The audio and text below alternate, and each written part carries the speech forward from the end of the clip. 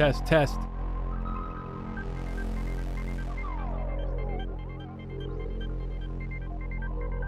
Test, test.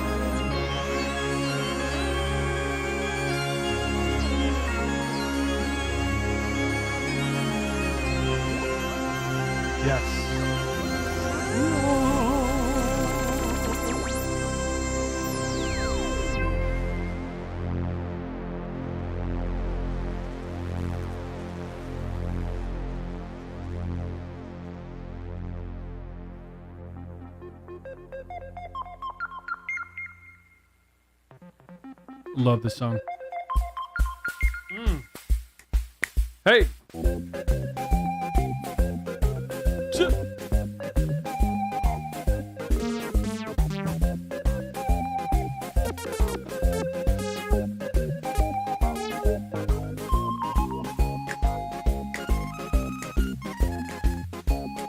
Yada-da-dee-da.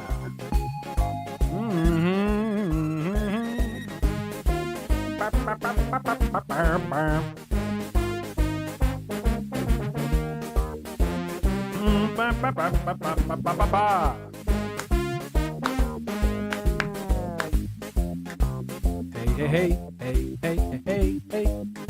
Start tune, folks.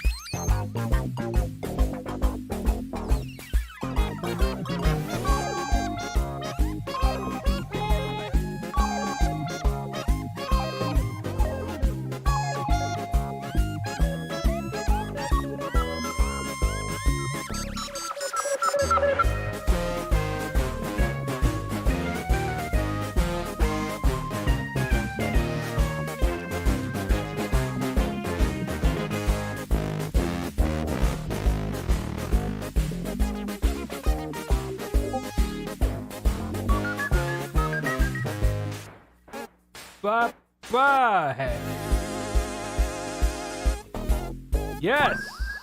One more song? Should we do one more song? Should we get started? I love the Moog Cookbook. I can hear them all fucking day. Let's do one more song and we'll get started. Because Synthpunk isn't here yet. He wants to be on the stream. What's a good one? Oh, this is my favorite. Let's see.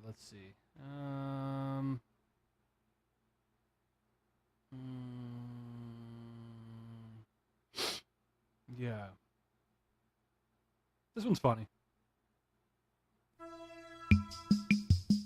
This is the Moog Cookbook. You probably know them if you're a synth fan, but legendary duo. They only use Moog synthesizers and no MIDI.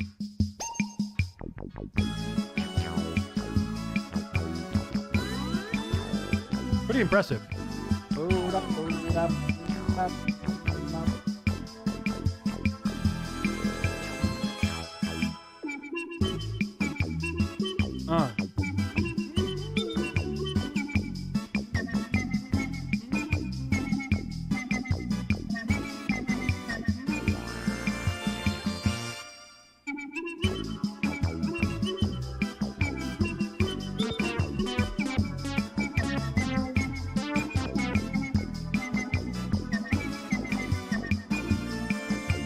Bop, bop.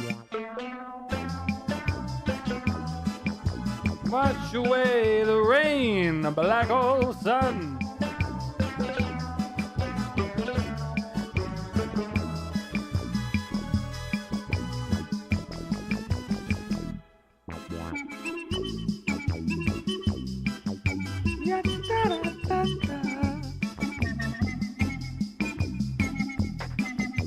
Yabba-dee-boo-ba. Let's get started. Hey, hey, hey, oh, hey, oh. I want to hear on beat. I want to hear on time. Wait. 1, 2, 3, 4. Time. Wait. 1, 2, 3, 4. Fuck. Damn. Time. Okay, for some reason, my timing's off. Not my time. I mean, I did it in the right time, but there's a delay. Shoot. Synth says, play this intro before I come on. Do the song? Is he watching?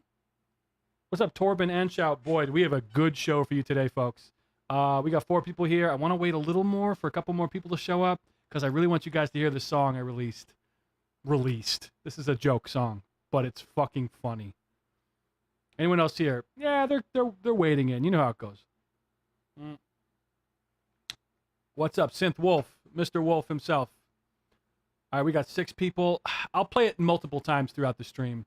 Let's hear it. I can't wait. I'm too excited. I want you guys to hear this. So, guys, this is now a pro-Roland channel. We are not anti-Roland. We're pro-Roland. We shill for Roland. We only talk about Roland here. And as extending a branch of goodwill towards the company, you know, I got some emails from them, and they were very upset. No, I didn't. I would like to extend an olive branch, so to speak, right?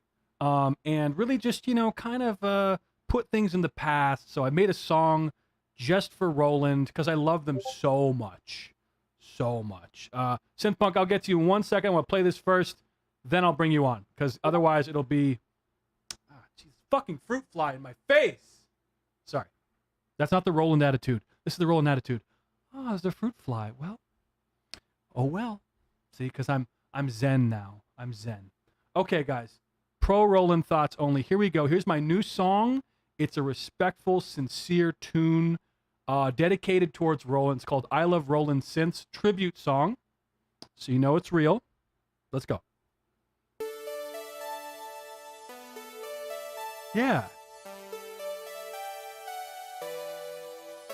Oh. Roland. This one's for you, girl. Roland, Roland, I love Roland. Oh, yeah. Roland, Roland, I love Roland. Some people like a synth with full-size keys, but you can give me more of the boutiques, please. I love when my hands are bigger than the knobs, and please don't give me more than 4 voices tops. Don't you hate when nerds are always crying about the classics? Digital is here to stay, forget about the past, bitch. Roland's always looking at what's next. Who needs sex when you've got a Juno-x? Yeah. Roland, Rolling, rolling. I love Roland. I love 'em. Roland, I'm being genuine. Roland, I love Roland. Roland is the best around. Yeah. I love having my synths on rolling cloud. I don't really mind the bad CPU, and if the cloud goes down, then I'm fucking screwed. So close the door, spark up the Zen core. We don't want that analog shit no more. Nope. ACB is fine with me. I don't want my synths to have a personality. Roland,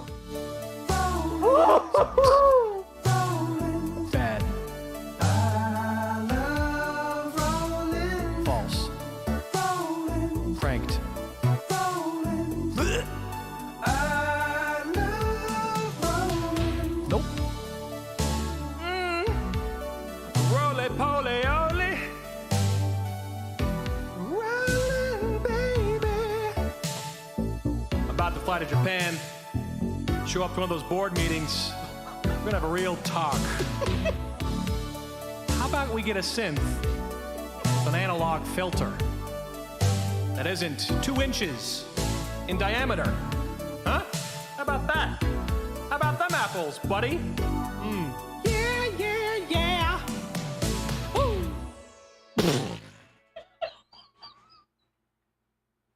Now, guys, pro Roland, okay? We're Prolands here. We're not Roland, we're Proland, okay? We love Roland. Let me get out of this confining box. Get my stupid mic out the way. Guys, this is a Roland safe space. If you're a Rolander, if you're rolling around down the hill, which they tend to do, you're safe here, okay? There's no gravel on the floor. There's nothing there. It's okay, all right? I want to let you guys know. Now, Synthpunk has been waiting patiently. Let me fire up a Zoom call for us. Start my personal meeting. How do I do this? Excuse me. Kiko 1. Okay. Let's see. And then I go to participants. And I have to invite him via email.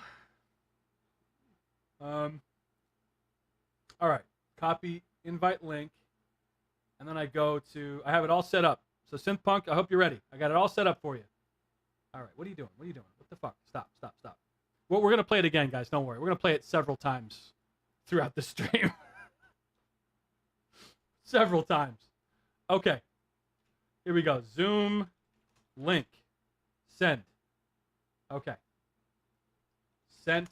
Zoom link. Boom. All right. So he should be coming in shortly. Here we go. But yeah, what do we think? We like the new Roland song. It's positive, guys. It's positive. Let me read the comments here. A synth fly, dude. They're all over. What's up, Ronnie Brown? Ronnie Brown. Hayes Anderson says, make a song. I just did. You probably heard it. This would be better if you produced it with only boutiques. Yeah. I don't own that fucking shit. Get out of here, fly, bro. Good mix. Yeah, right. It's decent. Thank you. The puke sound. Rolling, ain't slept in weeks. Roll it. Here we go. John, admit. All righty. Here he is. Connecting to audio. All right, let me set this up. Here we go. Hello, sir.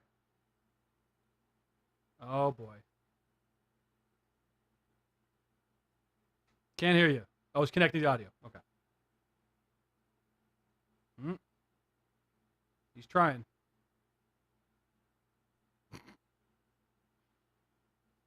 Hold on a second. Hello. Yes, there he is. There you are, sir.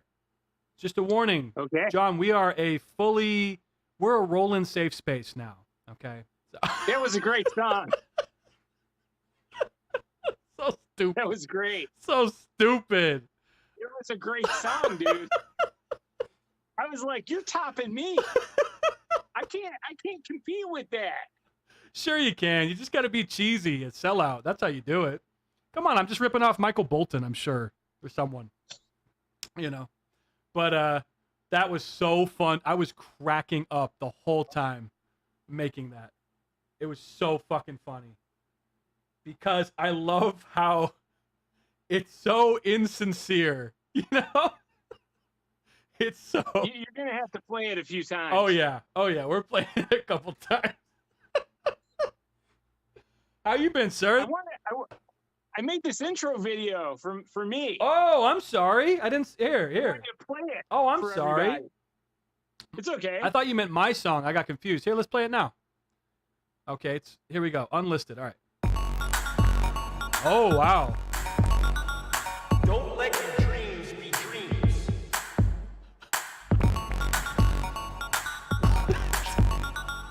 Don't let your dreams be dreams. Don't let your dreams be dreams. Yesterday, you said tomorrow. So just do it! Make your dreams come true!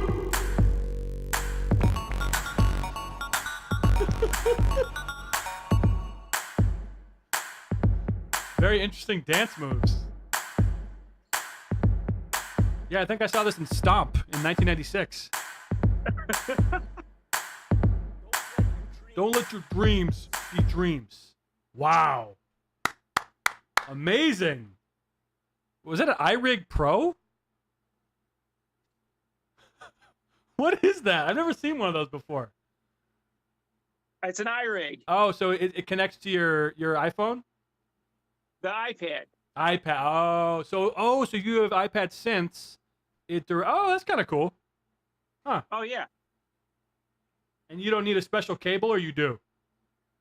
Yeah, the cable comes with the iRig that plugs into the iPad. Okay. Yeah. I got to do some more. How you been though? I haven't talked to you in a while.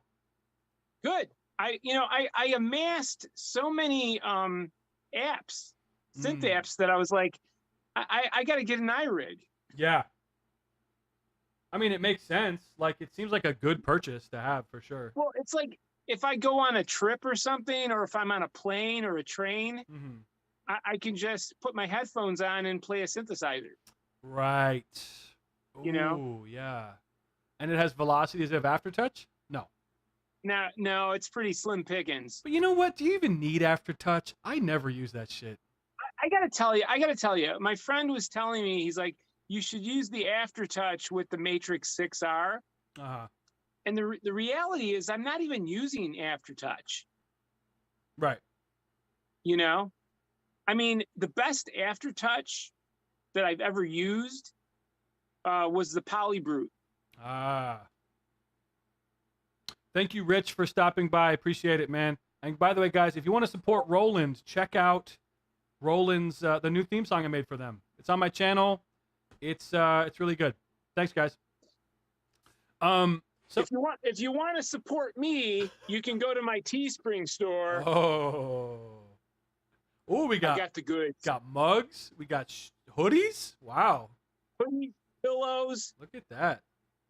I'm gonna have some socks up pretty soon. Shit. How long did that take you to set up a Teespring? Not long. Not long. Not long, really. I mean, I could throw up probably 5 products in about 25 minutes. That's wow. It takes about 5 minutes. So how do they? I'm kind of a boomer when it comes to this. How do they account for your merchandise? You just have to send it out when someone orders one? I don't have to do anything. Really? Yeah. Basically, they do everything. I just put the products up there. They make their money and I make my money. Oh, they take a percentage, I guess. Yeah, they take a percentage, sure. Okay. And it's fun, you know. I mean, Yeah. I'm not making a fortune. I'm not No. making a ton of money. Right. But it's fun.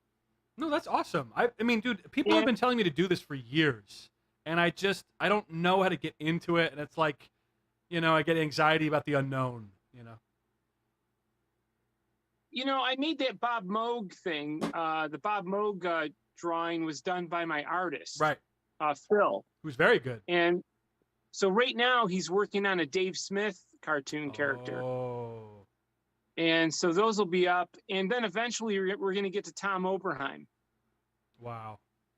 And so I'm going to make the Holy Trinity shirt. Wow. Tom, Bob, and Tom. Wait, Dave, Tom, and Bob. There you go. Yeah. Yeah. I also had an idea where we were going to do Mount Synthmore, like Mount Rushmore, Mm-hmm. and we were gonna add Perlman. Oh, sure. Arp, Mr. Arp. Yeah. Well, he definitely deserves a spot, I think. Yeah. Oh yeah, definitely. And we can't forget, of course, Mr. Uli, who would be the biggest statue. He would be the one looking up at Mount Rushmore. Yes, crying, weeping. You did not put me up. No, he would be modeled after a different German politician. But anyway, Oh wait, I wanted to say one more thing. sure. So say whatever you want. Do you guys remember Hair Club for Men? Yeah. Do you remember the commercial Hair Club? Yeah. Right. So the guy was like, you know, I just don't sell the product. I have the product too. Oh, yeah. It's kind of like, it's like I buy my own products. Right. Hair club for men. I had a weird conversation. This has nothing to do with synths, but a guy came over to the house, friend of a friend, I guess, and he looks at me and he goes, "How old are you?" I said, "I'm 31. He goes, "And you got a full head of hair." Damn. And I'm like, okay, cool. Look, he's got a full head of hair too. We must have, Oh, yeah. we must have that testosterone. I don't know. I actually don't have that much testosterone. I don't have any more now. I'm over 50. Right. There's no more testosterone. No. But it was just such a weird, like he was looking at me not lustfully, but like, I wish I had that hair. And I'm like, dude, I'll probably go bald, My grandpa was thinning like a motherfucker. I'm sure. Give me a couple years. This will all go away. No, I doubt it. If Maybe. you got to 30 and there's no hair loss, you're good. Maybe, yeah. Okay, DBZ Dude 2002 says, "Dear Lord, that Roland song is hilarious." It's top notch. We're gonna listen to it a few more times this evening. Yeah, I think they need their praise. Roland they need a theme song, a genuine, heartfelt song, and that's what I gave them. Let's hear it again. You want to hear it again? Okay. Let me pull it up here. Now you can listen on your replay or what? I don't know. Yeah. Okay. Okay. Oops, I played the wrong thing here. All right, guys, here it is, the Roland song again. Actually, you know what? Let me get the shades, because there's one part you need the shades. Do you have shades? Yeah, you got shades for this. Hold on. Let's tear down this illusion real quick. All right. Wow. Where is it at? Here we go. Okay. All right. It's only 100 degrees. That's fine. It's only 2,000 degrees Celsius. All right. Cool. Okay. Here we go. Thanks for bearing with me, folks. All right. Ooh, this AC is a game changer, by the way. That's why we haven't been streaming, but now it's going full blast. You can't even hear it because I got my gate on my mic. Woo! Okay, here we go. Roland song. Once again. Here we go.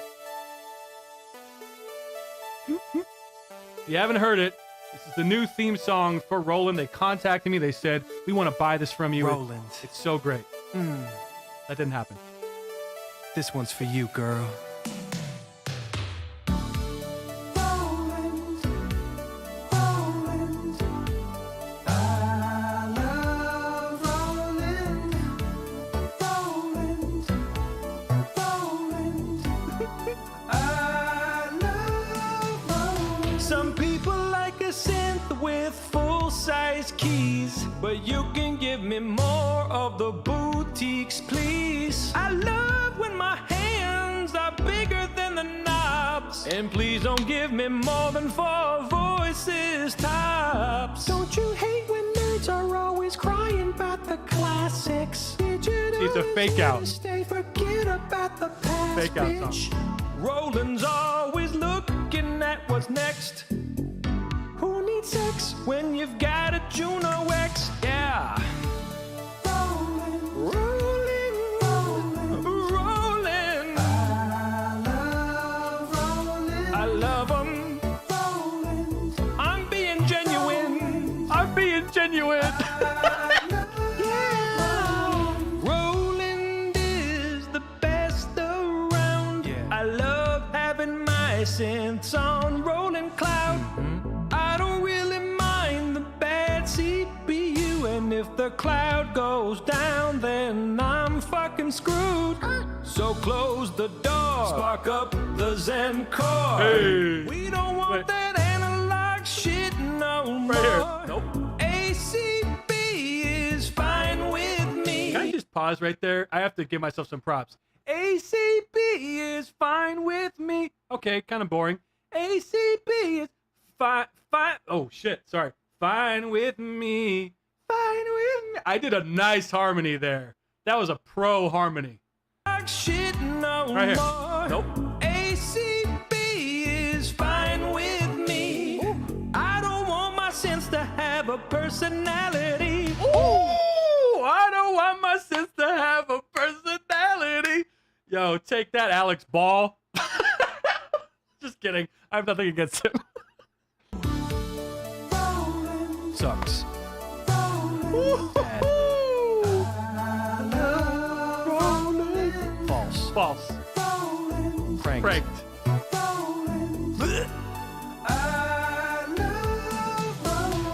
Nope. This is the unhinged part. Roly poly oly. Roly poly oly. Rollin', baby. About to fly to Japan. Show up to one of those board meetings. We're gonna have a real talk. Oh, wait a minute. I said show up to one of those board meetings. It sounds like I said shoot up. Hold on a second. Rollin', baby. About to fly to Japan. Show up to one of those board meetings. Ooh, I think you know I'm saying show up. I hope you know I'm saying show up, guys. We're gonna have a real talk. How about we get a synth with an analog filter that isn't 2 inches in diameter? Huh? How about that? How about them apples, buddy? Yeah, yeah, yeah. Woo. Oh my God. Thank you for being patient, Mr. Punk. Bring you back on the screen here. Oops. I opened up Audacity by accident. There you are. I said show up. Thank you. Okay, good. I know what I said. I was worried it sounded like shoot up because that's not funny. Yeah, so that's fine. Hello, Magic Box Studios. Are you and Hayes Anderson going to play nice? You guys are always fucking fighting in the chat. I swear to God. Every time these two are in the chat, they start fighting. Don't do it. Do you know Magic Box? Is he one of yours? I like him. He's a good guy. Yeah. Okay. Magic Box is a good guy. Whoa, Magic Box. Yeah, good guy. Magic Box. Get on the Magic Box. Yeah. I'm still waiting on that guitar pedal. Oh, you're going to buy one from Hayes. Oh, look at that. You're going to support him. Nice. Hayes Anderson. So I've been kind of out of the loop. Is there any synth stuff that you want to talk about? Well, we're going to get to Mark Doty in a few minutes. What does that mean? Oh, Mark Doty and I had a big blowout. What a shocker. I know, what a shocker. I couldn't have predicted that one. Wait, so He's probably watching the show. no, he doesn't know who I am. He doesn't know you yet. You know what's funny? So that's true. Sometimes you look on your channel and it'll say people follow you, and like, you know, I have, not to be arrogant, I have 2,300 subscribers. Not a lot, but that's, you know, whatever. And it'll always say recent subscribers, and it organizes it by the most number of subs, which is a little like, why? I guess it's just to be like, oh look, this guy followed you. So Marshall Arnold, I know that name. Oh yeah, Marshall Arnold. He's good. He's good. Yeah, I've seen him before. Yeah. Thank you, Marshall. It's weird. I usually don't notice the name because it's, you know, just somebody. Right. But yeah, I thought it was kind of cool because I've recognized him. He's been around for a while. Oh yeah. Yeah. Let's see here. So, watch out. Mark will take off that hairpiece and whip you with it. Uh-oh. That's what Magic Box said. Oh my God. Oh, Synthwolf says, you said this last time but never said what happened. So did you mention it last time? Oh, between Mark Doty and I? Yeah. No, this is a whole new thing. Whole new thing. A whole new beef. He Yeah. got really pissed off at me a few days ago. That's funny. Am I missing any synth news? I feel like I'm very out of the loop these days. I've been at my my punking again. Oh boy. I punked Andrew Wang. Oh no.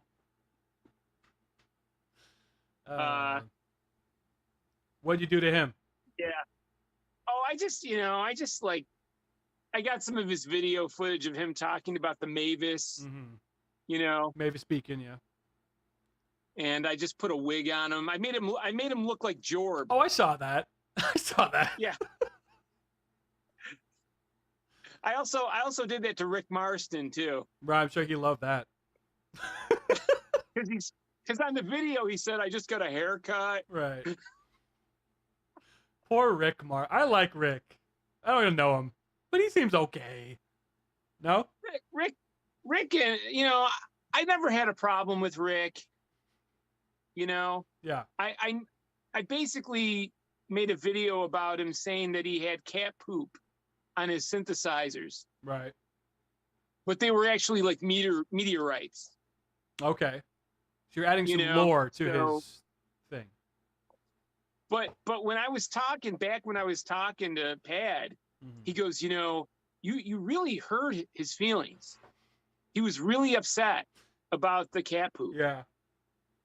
Like he was really upset about it. Right. I mean, everybody knew it wasn't cat poop. Right. Well, I think, here's the thing. As soon as I saw your channel, whenever this was, I don't know, was it fucking 2 years ago or something? I was like, oh, this guy is fucking around. This guy is absolutely fucking around. He's not serious. He's talking shit. That's just what you do. And I think some creators, especially on YouTube, they don't know how to handle that because they interpret it as a attack on them or whatever. Yeah. But I don't think I highly doubt it's serious, I come from the time of Dave Letterman. I love Letterman. Johnny Carson, Yeah. Don Rickles. Yeah. I mean, Don Rickles was ripping on Frank Sinatra. Yeah. Yeah. It's like and then the people are like, they're not public figures.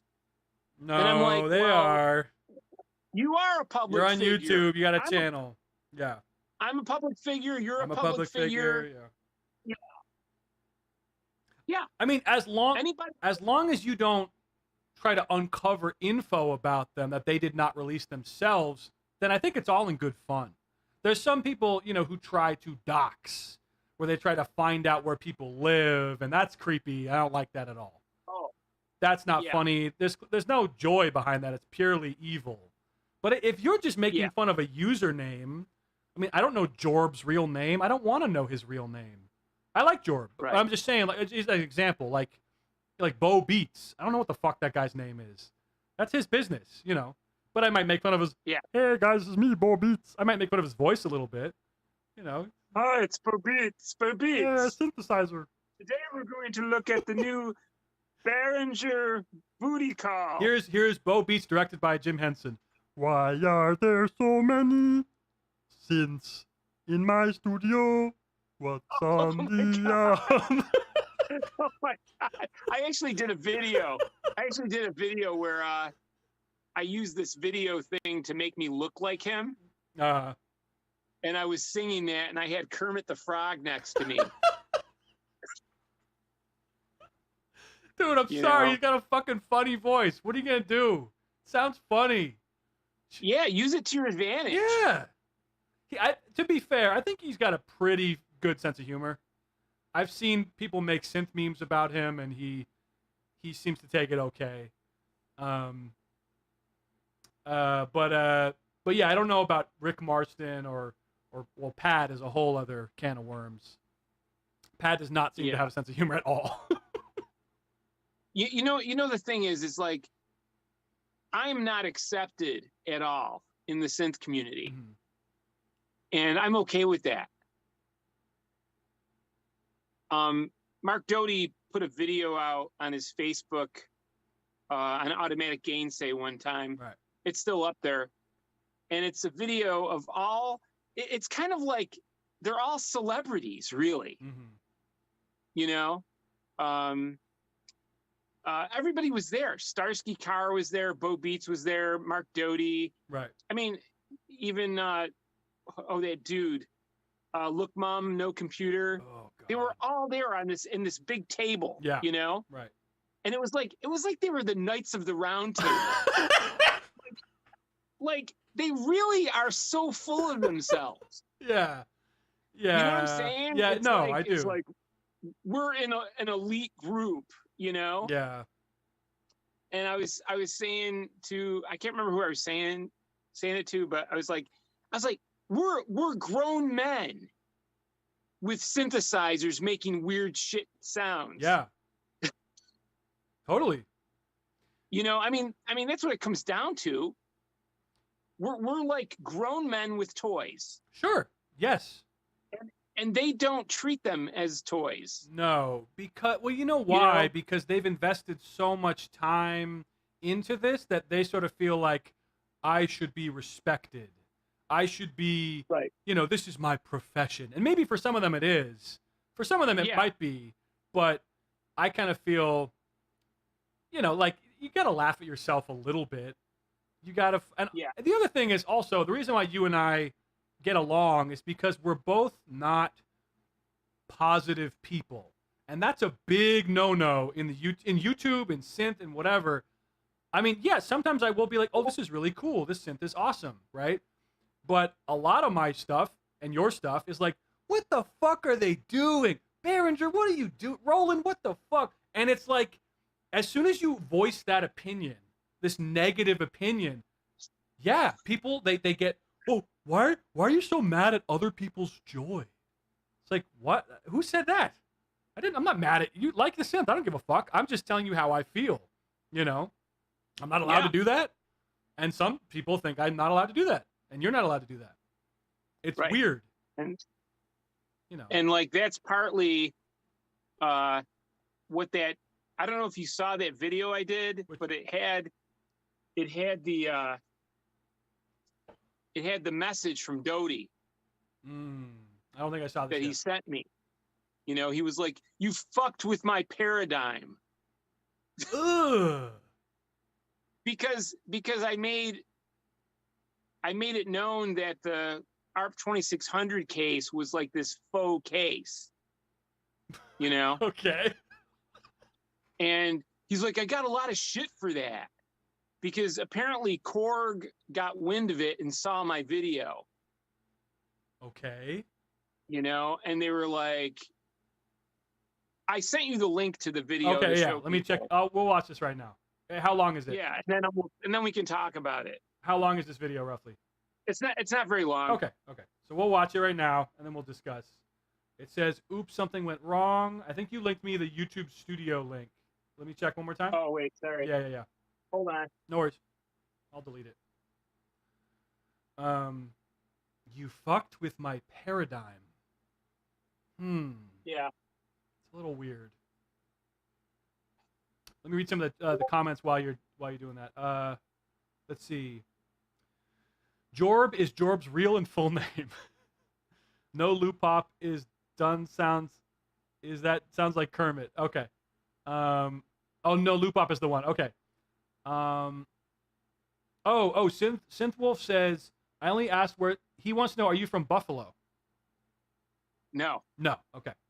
East of Buffalo. East of Buffalo. Okay, cool. And don't say where you're actually from, because you know. Let's see. What are you guys talking about? What a bunch of SJW synthesizer. All right, guys, come on. Let's all be nice. Okay, so you sent me the real video here. Korg ARP 2600 case retrospective. Okay. Here we go. Gonna watch this now. So I took down the Korg ARP 2600 unboxing video. And immediately upon doing so, I started getting people like, hey, why did you take that video down? What's going on? What is this? You know, and then even further speculation, then the speculation that inspired me to take the video down occurred. So I feel like, I guess this is my damage control. Okay, so here's the story. Okay. Ooh, what's this song? So, my friend Mark Doty just received his ARP 2600 by Korg. It's a nice song. And let me tell you something. Just watch the video. You fucked I'm with my gonna paraphony. Play it without sound. Oh, So he's shit. doing basically an unboxing video. And as he's taking off the bubble wrap, he notices Wait a minute. that You're kind of snitching on him. wait as he's taking off the bubble wrap. Okay, we'll keep watching it. Oh, what's that? A tear? Tear. A tear in a road case? Now let me tell you something. I had road cases in the 80s for all my synthesizers.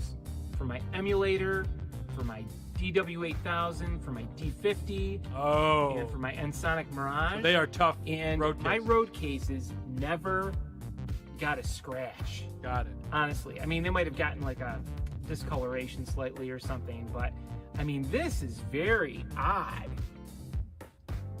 That's not good. I mean, you're paying a lot of money for this, Yeah. and you're getting a road case. I mean, wasn't this checked over before it was shipped? That's really suspicious. And so I'm like, this is what bothers me. We're talking like $3,500. $3,500 for an ARP 2600 because I'm pretty sure that's what it cost. I'm gonna just check things out. I'll pause real quick. I did an unboxing video once. It was the worst video ever because I was in the shitty studio apartment, and I was just basically my butt was in the camera for like 25 minutes. It was so stupid. Anyway, continue. Right on the top. Let's double check this.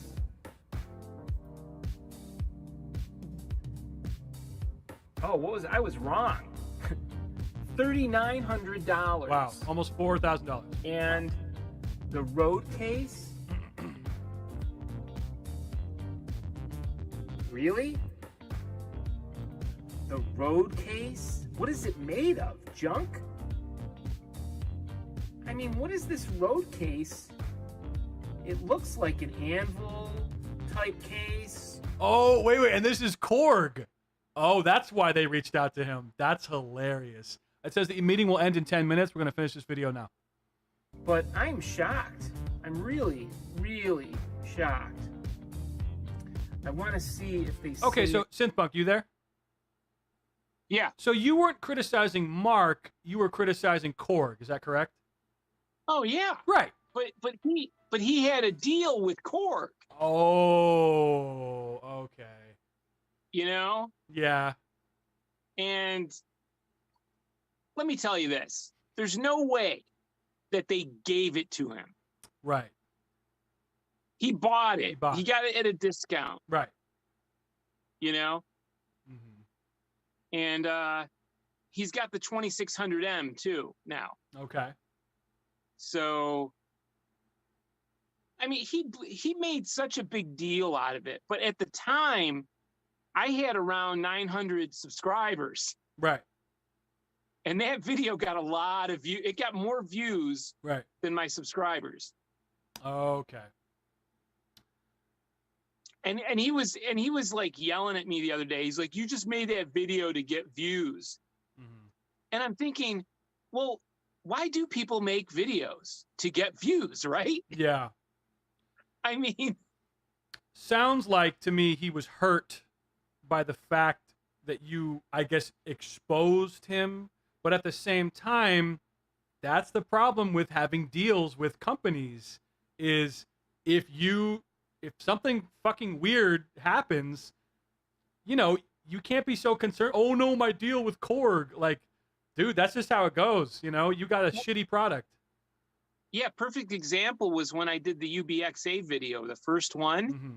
When they released that video, the guy was like, "We've got all the controls all set up and everything's working." Right. He's pressing on the key and it's making a pop sound. That's not good. And I was pointing that out to everyone. Right. And everybody was like fawning all over the whole thing. You know, course. like, you know, Pure Ambient Drone was like, wow. And they were all getting, Todd Smith, Sure. they were all getting on the Behringer bandwagon. And I was like, no, that's bad. Yeah. Yeah. And No. it was only like a 2-minute video. Right. Now we're talking like 5 years now. Mm-hmm. And the UBXA isn't even on Sweetwater yet. Well, Hayes Anderson says a really good point. He says people treat these companies like Jesus. Yes. Because they're just like shitting their pants hoping they can keep this relationship going. That, to me, I would hate that. I would hate to always be walking on eggshells because I can't say what I want to say because, I don't want to upset Papa Korg. Like, fuck off, you know? That sucks. Yeah. And it cracks me up because there are so many videos by synthesizer YouTubers with the Mavis. Right. It's like they all got it at the same time. Right. You know, Yeah. I didn't get one though. Well, no. I'm gonna call Moog this week and I'm gonna be like, yeah, this is synth punk, and I'm still waiting for my Mavis. Well, that's so. Synthwolf says, do you think he lost his deal with Korg? No, because he got the 2600M. Right. I don't think so. He's working with Arturia too. Okay. You know, but the thing is, I'm not trying to make fun of Mark Doty at all. No, I know. I like Mark, Sure. even though he was he was totally pissed off at me this week. He's got over 40,000 subscriptions. Yeah. Subscribers, right? But it doesn't even come close to his viewership. Yeah. You know what I'm saying? It's like I'm getting the same amount of views as he is. Well, I had a weird not interaction, but I remember a while ago I used to post in the synth memes. I don't do it anymore really, but I used to post in the Facebook group. And I posted something about, I don't know, polyphony or something, and then he commented like, I know a thing or two about that. And it was kind of like this sort of like I should be bowing down to him sort of thing. And I just said, I don't care. You know, like no offense. I know he has the whole paraphony video and stuff. He sort of wanted me, it felt like he wanted me to be like, oh, Mark Doty's here. And I'm just kind of like what you were saying with the round table. I'm not going to suck these guys as, excuse my French, whatever. So it's kind of like, I don't like that sort of like, you're not Johnny Carson. You're not Frank Sinatra. You're just a guy. And you need to kind of remember that, you know, and also not take it so, if someone makes a video pointing out a tear in your case, you know, you go, oh yeah, there was a tear. Oh, well, it's fine. Don't get mad about it, you know, because someone's going to point it out. Because here's the thing. If he's buying it for a discounted price, most people are buying it for full price. And they should know, hey, this shit fucking tears easy. I would want to know that, you know, if I'm dropping $4,000 on that thing, Jesus Christ. JS Box says, I'm still waiting for my Mavis. Mark talked me into getting a Polybrute. Wow. Yeah. That's cool. It's probably, the Polybrute currently is probably the best offering as far as polyphonic analogs go. Right. Not to say that the Prophet 6 isn't worthy, but they've upped the price quite a bit. Right. Yeah. Well, my main, I guess, issue, how much does it cost? We're looking at for the Polybrute? I think it's 2,700 right now, and they're even throwing the legs in. Oh, okay. Which is a pretty good deal, because I think the legs were $200. So it's kind of funny because the Polybrute was selling at 25, right? And then the legs were 200, but now they're just throwing the legs in. I see it's on Pro Audio Star for $21.99. That's not bad. Yeah. Pretty good. Does it come with the legs though? Probably not. It says used. Okay. It's probably like B stock. Probably B stock, yeah. I love buying B stock. Oh, that's how I got my Prophet 6. Because you know they're usually 2,200. I got it for. Oh, you had a Prophet 6? I had the module. Oh, okay. You still have it? No, I sold it. It was great. I loved it. Oh. But I got it for 1,600. Oh, that's a good price. Yeah, and it was from a retailer. It wasn't from like Reverb, you know. Yeah. Which is nice. I've been doing a lot of research on the Prophet 6, watching videos, reading, Yeah. you know, reviews, and I'm actually interested in getting a Prophet 6. Well, here's what I'll say. If you don't like the effects on the OB6, it's the same thing. Same. I just turn them off. Just turn them off. Yeah. Yeah. And then it's not the most advanced. I mean, you know, it's got one LFO and it has the poly mod. Yeah. Monotimbral. I liked it, but I have to say I'm kind of, this Nord spoiled the fuck out of me because the multi-timbrality of that thing is so fun. Well, yeah, that's the thing too. When you get into multi-timbrality, Oh, it's a man. game changer. Oh yeah, like that thing behind you, the Korg. What's that thing? Oh, the radius. That- the radius is Is radius is ridiculous. it multi-timbral? Oh my God, it's over the top. Oh, okay. Yeah. Yeah. Matter of fact, I think you should go to vintage synthesizer.com Yeah. and look up the radius, and it'll show you the specs. You'll be blown away. Let's do it right now. We'll have your voice in the background. So Korg Radius Vintage Synth Explorer. I like the Yeah. site. Okay, let's go down the specs. Okay, so we got 24 voices, 4-part multi-timbral. So it's more than my Nord. Yeah, because this is 20 voices. So this one is 24. 2 oscillators, 2 LFOs, 6 virtual patches. What is that? Oh, patch cables. Okay. Virtual patching. Okay. 3 modulation sequencers. Okay, cool. 2 filters. Yeah. 3 envelopes. Wow, this thing is a motherfucker. 3 envelopes. Jesus. Wait, is one of the envelopes like a 2-stage thing? I've got the high pass filter, Okay. the low pass filter. It's got comb. It's got a comb filter. Right.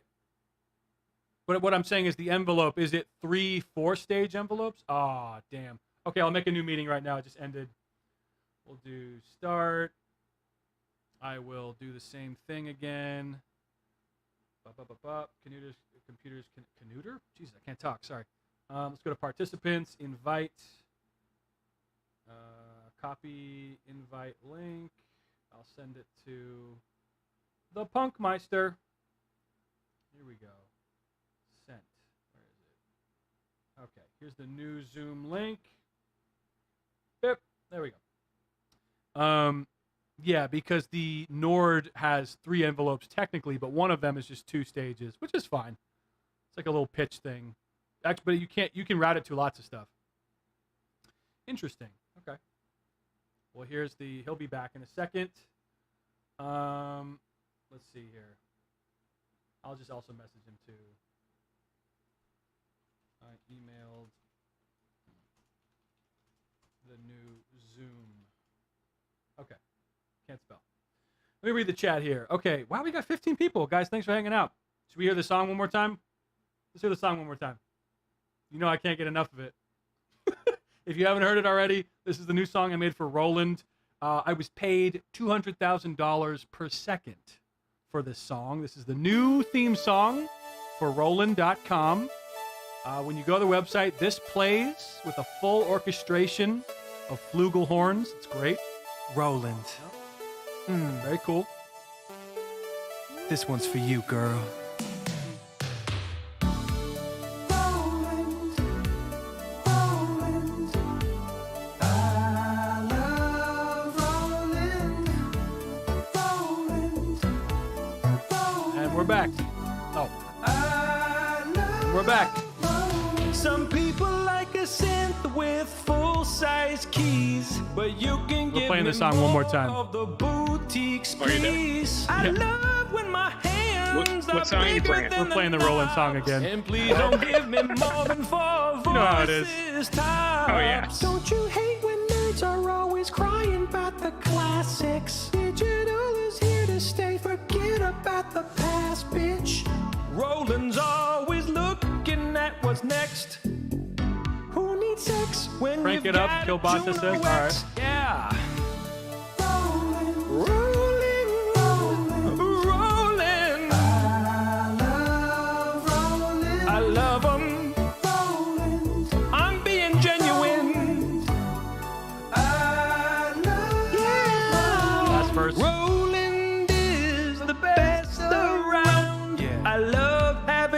my synths on Rolling Cloud. I love having my synths on Roland Cloud.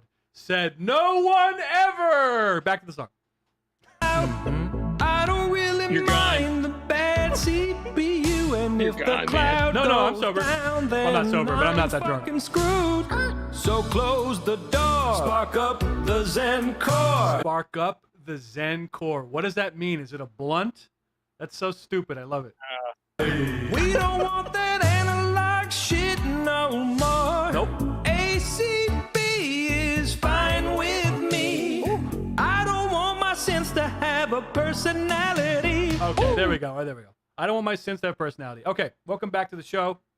We're here with Mr. Punk, Synth Punk. You can find him on synthpunk.gov/edu. No. He's on YouTube. You all know him. Yeah, everyone knows you. Who do you think is your biggest, not enemy, but someone who really doesn't like you? The ones that I don't know. Oh yeah. Well, I meant more people with names, not just random. Oh, with name? Yeah. I know for a fact that Bo Beats thinks that I'm really weird, because he told Pad that. Oh, okay. Yeah. Well, Bo Beats It's is weird. friends with Pad. Yeah. Huh. They know each other. Okay. Yeah. If you versus who wins in a fight? You versus Rick Marston. Oh, no, you and Mark Doty tag team Rick Marston and Pad. Who wins? Oh, me and Doty as a team? Yeah. Oh my God, there'd be blood. You suplex Pad.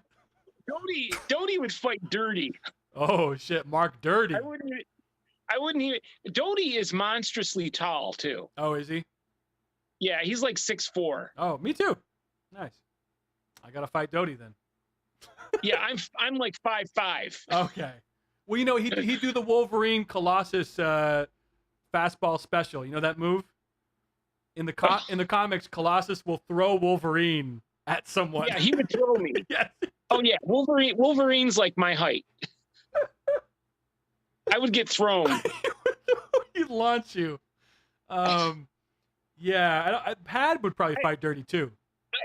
I gotta say this though, if I was at that round table with those guys, I think they would see a different person. Of course. They just have this idea of me that I'm such an asshole. Well, yeah, because And I'm not. but you know what? YouTube and streaming is a performance, right? I mean, Exactly. yeah, Yeah. it's a character. I remember like watching Pee-wee's Playhouse, and the way that he set up his show with like the random stuff, Sure. it wasn't like it was obviously scripted, but it didn't feel scripted. Right.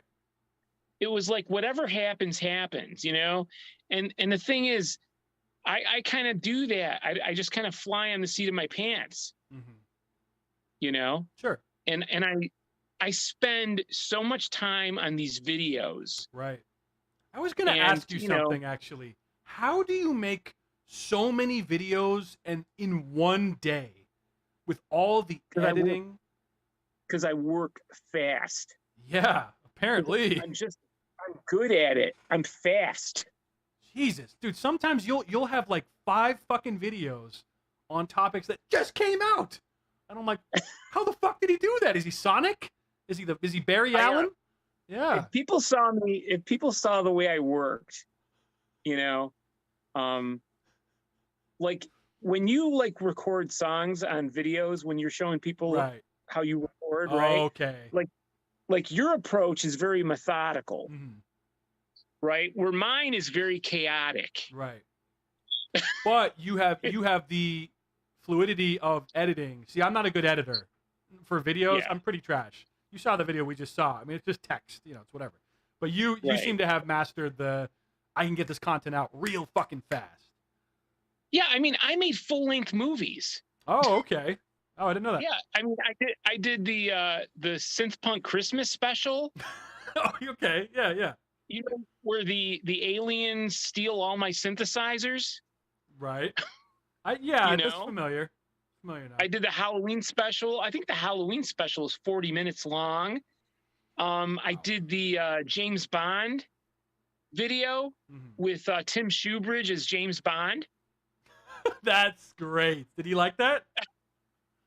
Huh? Did he see it? Did he like it? I actually was messaging Tim a couple days ago, but I never asked him. That's an awkward But topic to broach. He and I have a great rapport. Yeah, he seems like a nice, but like a funny dude. Yeah, we're the total opposite. Right. He's very conservative and Posh stuff and British guy, forward, and I'm just crazy. I remember I commented on one of his videos when I first saw his channel. I told, and this is true, I commented, sometimes I pace around my apartment saying Tim Shoebridge in a really epic voice all day. Yeah. And he hearted it. He thought it was funny. He's like, okay, cool. It's very nonsensical. Next time we do one of these, I'm gonna send you that link, because it's not up right now, but it's a link where Pure Ambient Drone calls Tim Shoebridge. Oh. And he goes, Tim, John hurt my feelings. And Tim Shoebridge is like, will you stop it, man? Right. Stop it. I'm trying to chain 4 Behringer Model Ds together. I don't have time for this. Well, the thing is, my friend Stephen Banbury does Tim Shoebridge's voice perfect. Right. So Stephen has been awesome. He's done like 3 videos with me, the full length videos, you know. But so anyways, let's talk about synths. So I want to tell you guys something. Sure. I'm gonna flip the camera. Where's the flippin'? Okay. All right. So, as you guys know, Matrix 6R. I got the same one. 6R. Yep. And so, guess what? I just recently got on Reverb.com. I got the Alps. I think it's Alpus machines. Oh, do you see that? Is this the editor? Yeah. Oh, dude, I had the stereo ping one. Wow. Yeah. Look at that. Yeah. Look at that. Is it rack? And mountable? the guy was really cool. Yeah, the guy was really cool. I got it for $500. Hey. And he originally was selling the Matrix, or the Matrix keyboard. He was selling the Matrix keyboard with that as a package. Right. And I said, you know what? My grandfather always told me, he goes, it always pays to ask. Yeah. So I said, hey, would you be into splitting those up? And he got right back to me and he was like, sure. Yeah. Fuck yeah. So, I mean, because the other company that makes them sells them for like $1,200. Yeah. And these apparently are better. But they sell these as kits. So I think they cost around $600 as a kit. I gotta find the music I made with the 6R, because I made a lot of songs with it, but the problem with mine was 2 of the voice chips were faulty, and I didn't have a tech at the time, and I was like, right, I'm gonna sell this. I mean, it's cool, but the longer I keep it, the more I'm kind of screwing myself. I don't know, but I do. Oh, yeah. I wish I held on to it. The only thing is that, see, the Matrix 1000 is pure rack size, right. Whereas the 6R, that's a bulky. Yeah, that's the one I had, bulky. So that's like a 3U, right? Yeah, I think so. I could be wrong. It's a 3U. Yeah. I also got. Oh, I don't think I have it down here. Did I bring it down here? I don't know if I brought it down. Oh yeah. So I recently got this. This is a Zulu drive. Uh-oh. And it has a micro SD insert. Okay. And I connect it to my emulator, the EMU. Okay.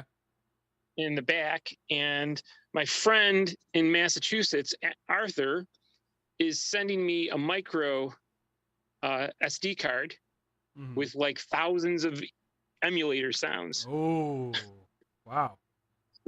So I'm like, this is like, this was like only $100. Yeah. And this other part was, I think the whole thing was $112. So without this unit, what's the patch storage normally on it?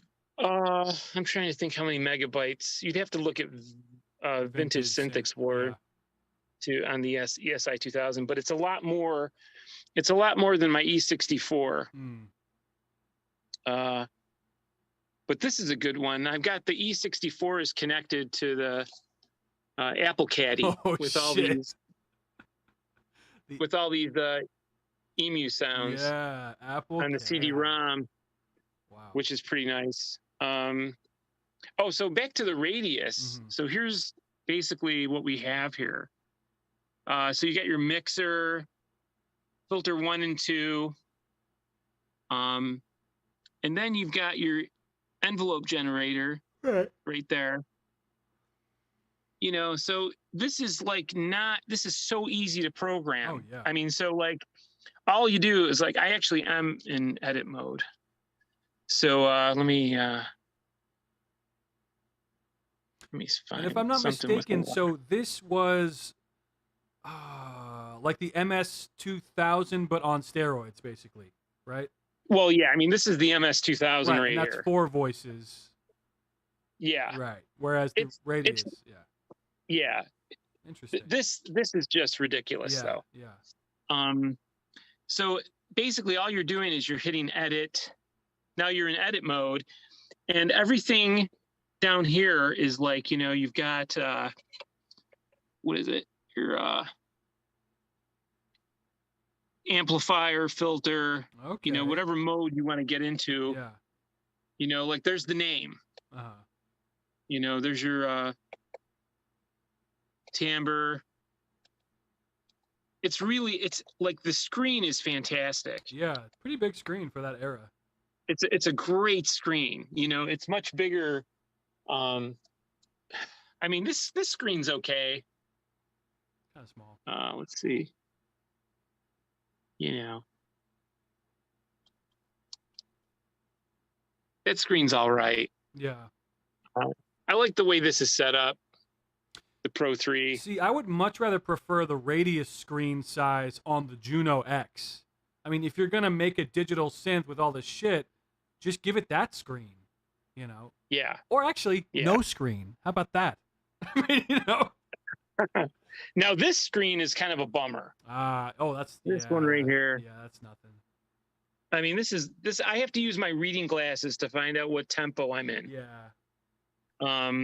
But right now, I've got the Radius is controlling the Micro Freak, and the combination of this and this together, I'm making the fattest sounds. Yeah. Jeez. You know, like, and I'm like I've got 88 keys of Radius and Micro Freak, and you know, that's the whole thing too. It's like, you know, the Italian guy that does synths, was it Paolo? Paolo, Synthmania, yeah. Yeah, Synthmania, right? He did a video on layering sounds. I love that video so much. Yeah, and it's a great video. Yeah. And I mean, I've been doing this since the 80s. Sure. You know, like I was using MIDI in 85. Right. You know, and I was layering, I would like connect, I had a Poly 61M and the DW8000, and I would layer the sounds. And you can come up with these big, fat orchestral sounds. Yeah. You know?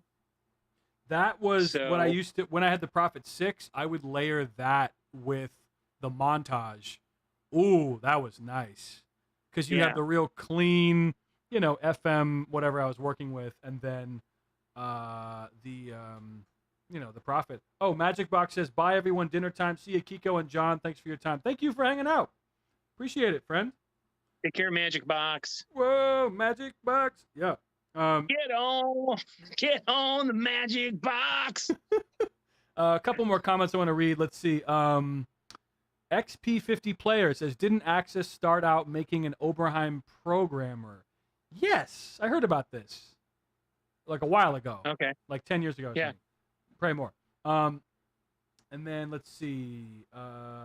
Hayes Anderson says, how about a standard HDMI out of the synth for a screen? I love that. I love that. Because, you know, I'm usually at my computer anyway. Let's see, a couple more comments here. Synth Wolf says, we had a Polybrute in our shop for woodworking. When I got around to looking at it, I called the owner and said, I'm not doing any woodworking on this because it's already top quality. Yes. Wow. Oh, yeah. Yeah, I can say that. Yeah. You know, concerning the Matrix Brute, the wood on it is great. Sure. Oh yeah, looks great. You know, this would have been a perfect spot for a ribbon controller. By the way, shout out to Synth Wolf. You know, he does woodworking for synths. I don't know if you want me to plug your thing, but like beautiful pieces of work he does. I'm trying to see. Yeah, synthwolf.com. Oh, you got that? Oh, nice. I mean, he does really nice stuff. I'll see if I can pull it up. You know, it's just really good enclosures, things like that. Oh, that's awesome. Yeah. Yeah, man. Let's see. Montage and ModX can do external touchscreen via USB. Yes, that's true. That's one of the benefits of those two. Yeah. Yeah. Well, I'm a friend of mine recently. I'm sorry. A friend of mine recently was at a music store, and he played a ModX, and he played the montage, and he said the montage sounded better. Yeah, because it's going to be more. It's higher fidelity. You know, it's. I mean, you know, you probably wouldn't be able to notice unless you were playing them back to back. Right. Especially because a lot of the sounds that you play on a montage or ModX are already going to be, you know, FM style stuff, which is already sounds pretty clean as is. But yeah, no, he's right.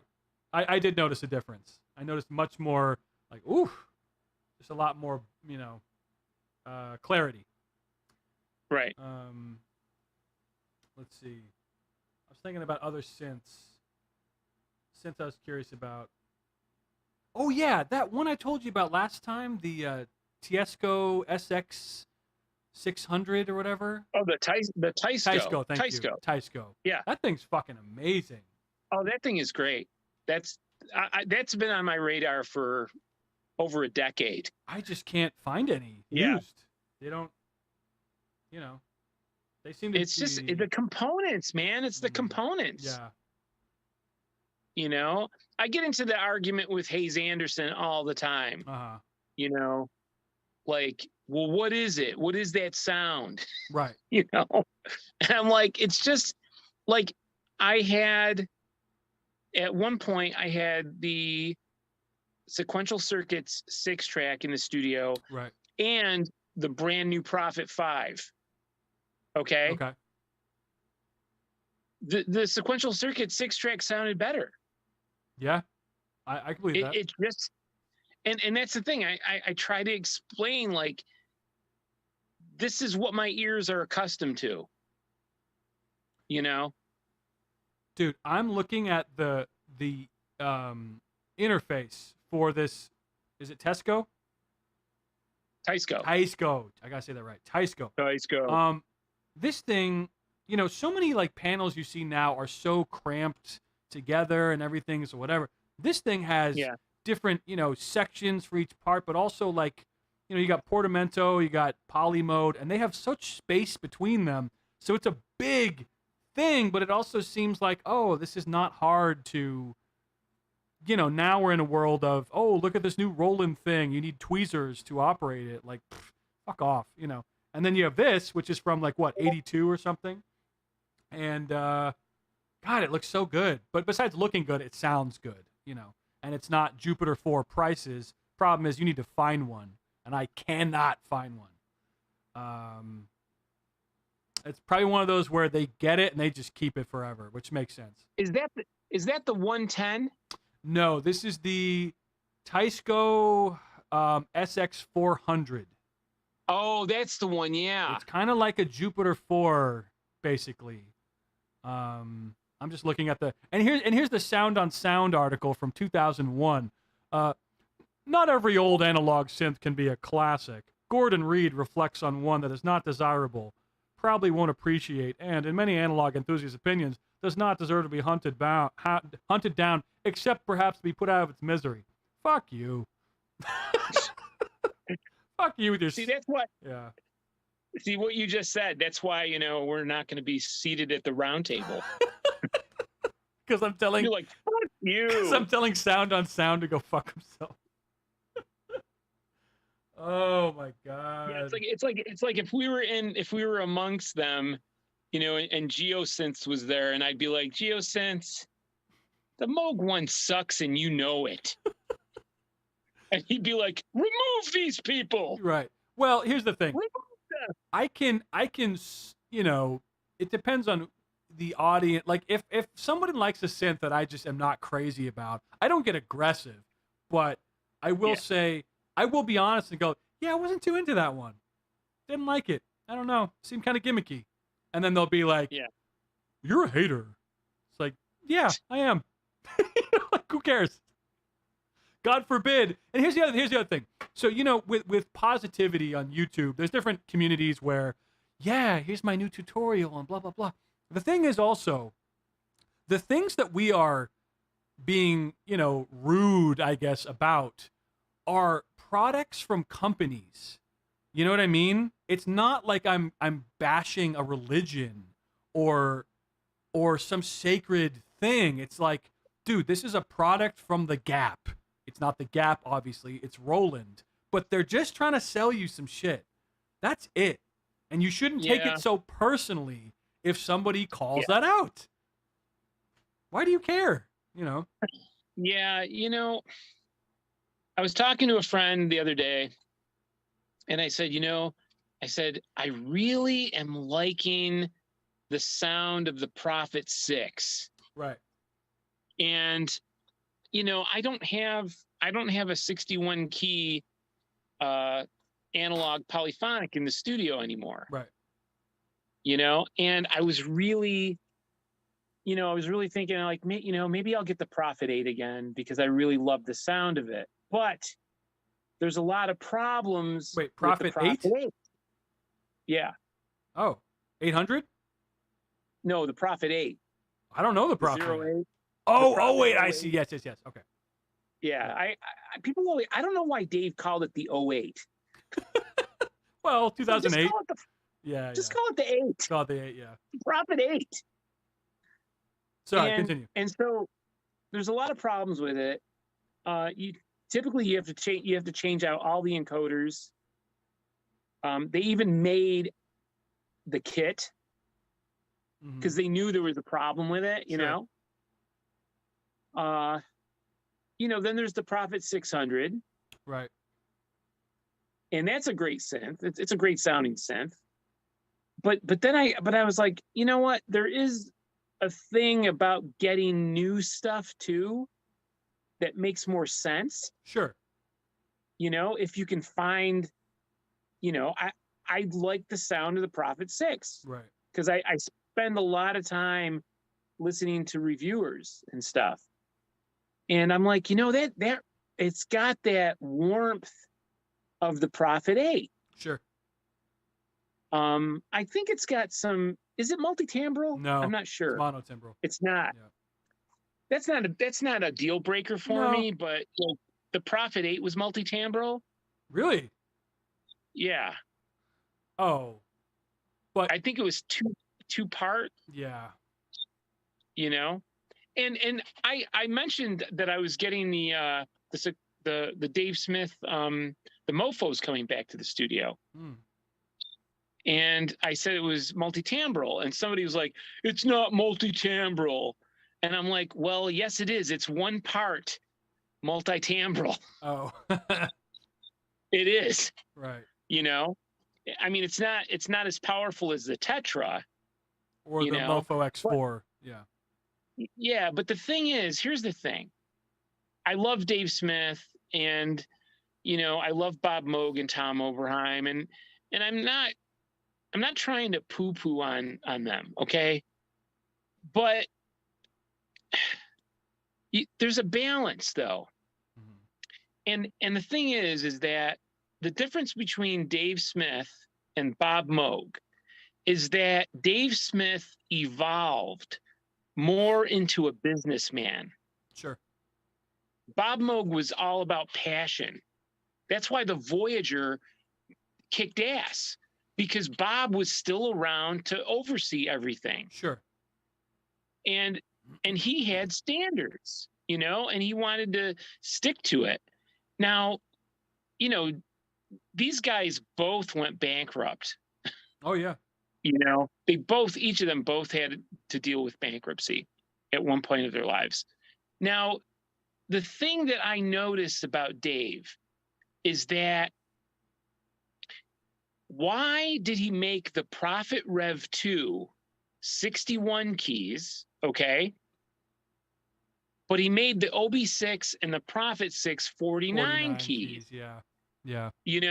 Because you've got two different levels. Mm-hmm. You can get an 8 voice and a 16 voice in the Rev 2. So there you've got two levels of that. So people that can afford that, that's great. He made an affordable polyphonic analog, right? But if he had made the 49 key on the Prophet 6 and the OB6 61 key, Mm-hmm. people probably would have said, you know what? I'm going to save a little more coin. Yeah. And get the Prophet 6 or the OB6. Sure. Now, it's like Dave Smith is playing chess. He's always thinking ahead.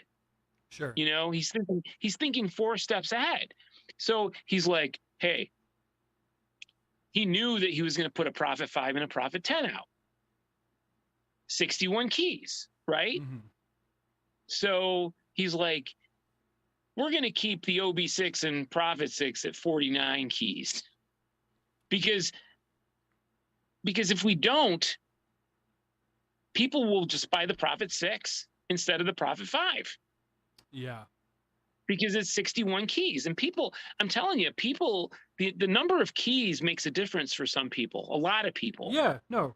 Real players and stuff. Because right now I'm triggering the Oberheim with a 49 key matrix brew, right? Right. And because it's a polyphonic analog, I want to go wider.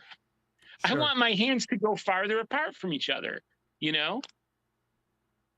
And so that's the thing about Dave Smith. It's like the Tetra, right? The Tetra can do stuff that the Rev 2 cannot. Mm-hmm. Okay? It can do stuff that the Prophet 8 can't do.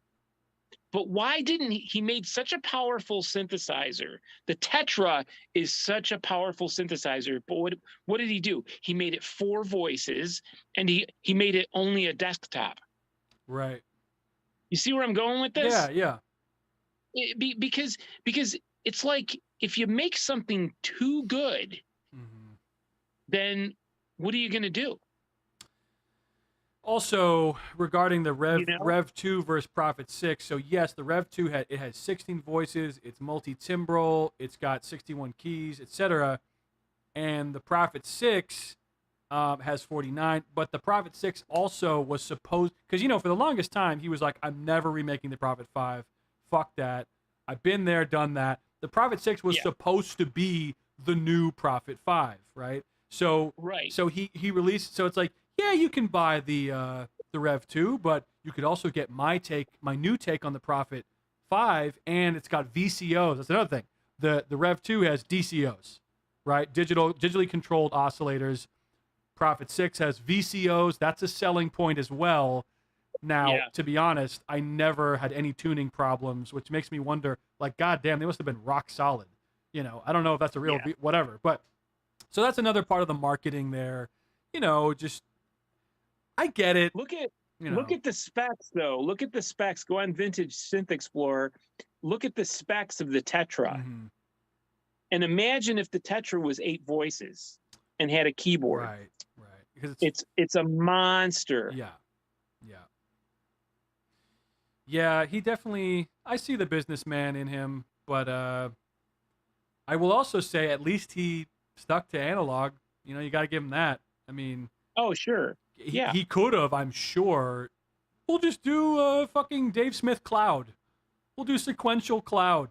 We'll do all that fucking shit. You know, and He gave us MIDI. Oh, yes, he did. Yes, he did. Dude, I would be shit out of luck without MIDI because I'll be honest with you. I'm originally a bassist. That's my original instrument, bass guitar. Okay. And, you know, I have a Nord right in front of me here. It's on. And I'll tell you, if you put me live on stage, I'm going to sound like shit because that's not how I approach music. You've seen me compose stuff. I'm doing with the piano roll, and people think, oh, it's so robotic, but you know, I have my system. I know how to make it sound whatever. The song, the Roland song you heard, that's all sequenced. So yeah, I mean, without that, I would be majorly screwed. That's another thing also about vintage with me. When you mentioned it's nice to buy new things, is MIDI is a guarantee, right? You're always going to have MIDI on a new thing. And I look at these old things and I'm like, okay, I'll need the converter, I'll need the MIDI adapter, I'll need to install the kit. And it's just like, you know, it's a whole different set of problems. Also, Synthwolf says Tetras are amazing. You can link them together. Right. Yeah. That's pretty cool. It's just the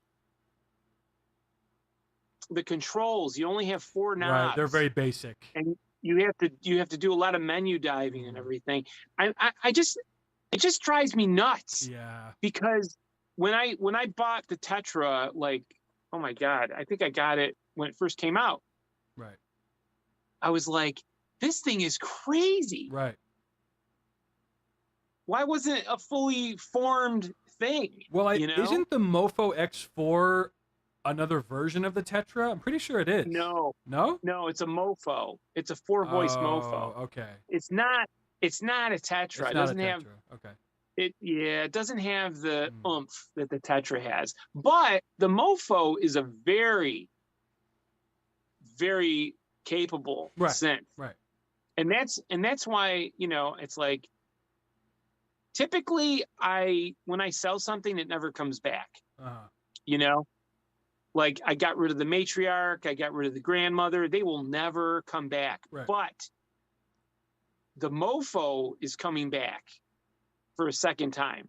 And because I remember it so well, it's unbelievable. It's an unbelievable solo synth. But once again, it's only 32 keys.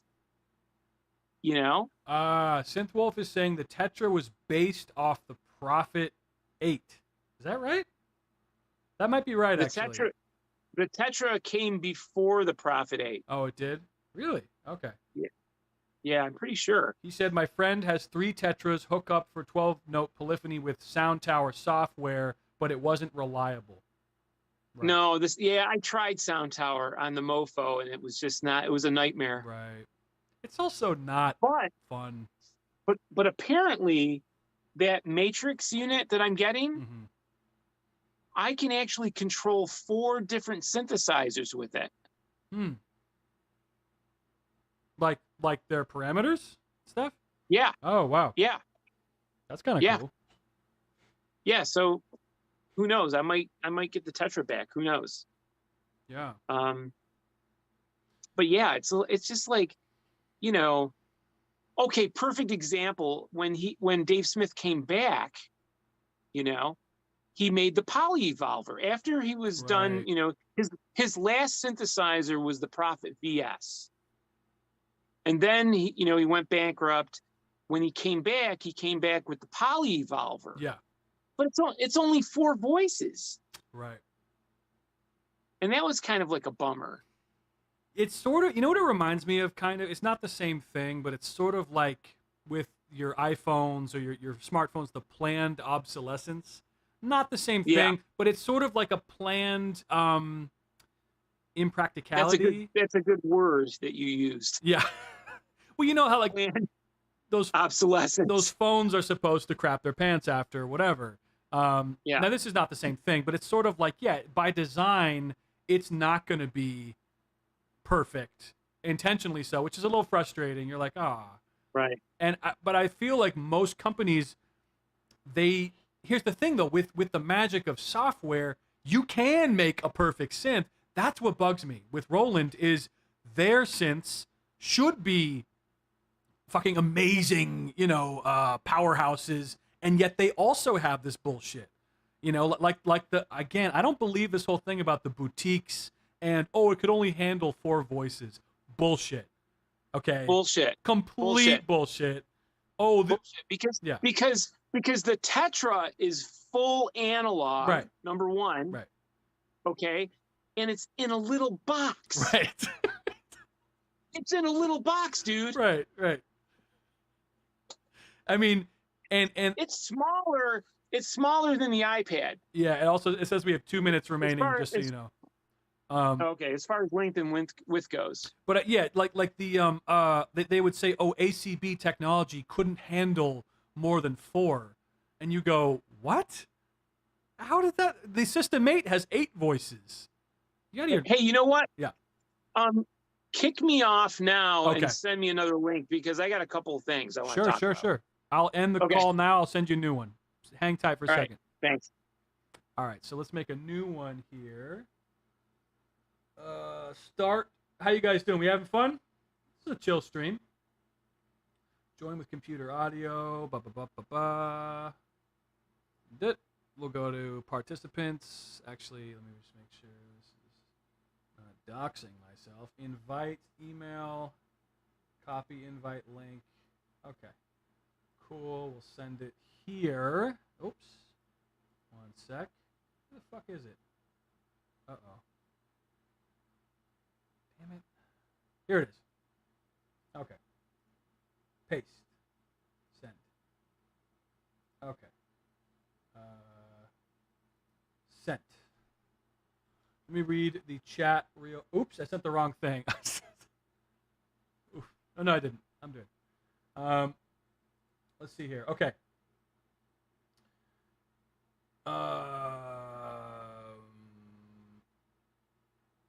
Yeah. Let's see. Oh, I really like that comment. I forget who made it. Oh, Majesty Jones. Pad bites. In the fight, Pad would be a bite. Wait, I want to tell him that. Pad bites. Oh my God.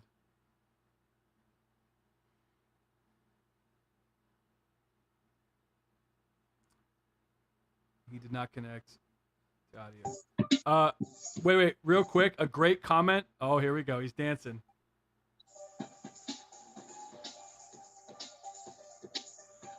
Oh Lord. That's nice. A great comment in the chat that we missed by Majesty Jones. It says, "Pad bites." In the fight, he would be a biter. Yeah, I believe that. He, I don't know what his deal is, honestly. I think it's autism or something. I don't know. He's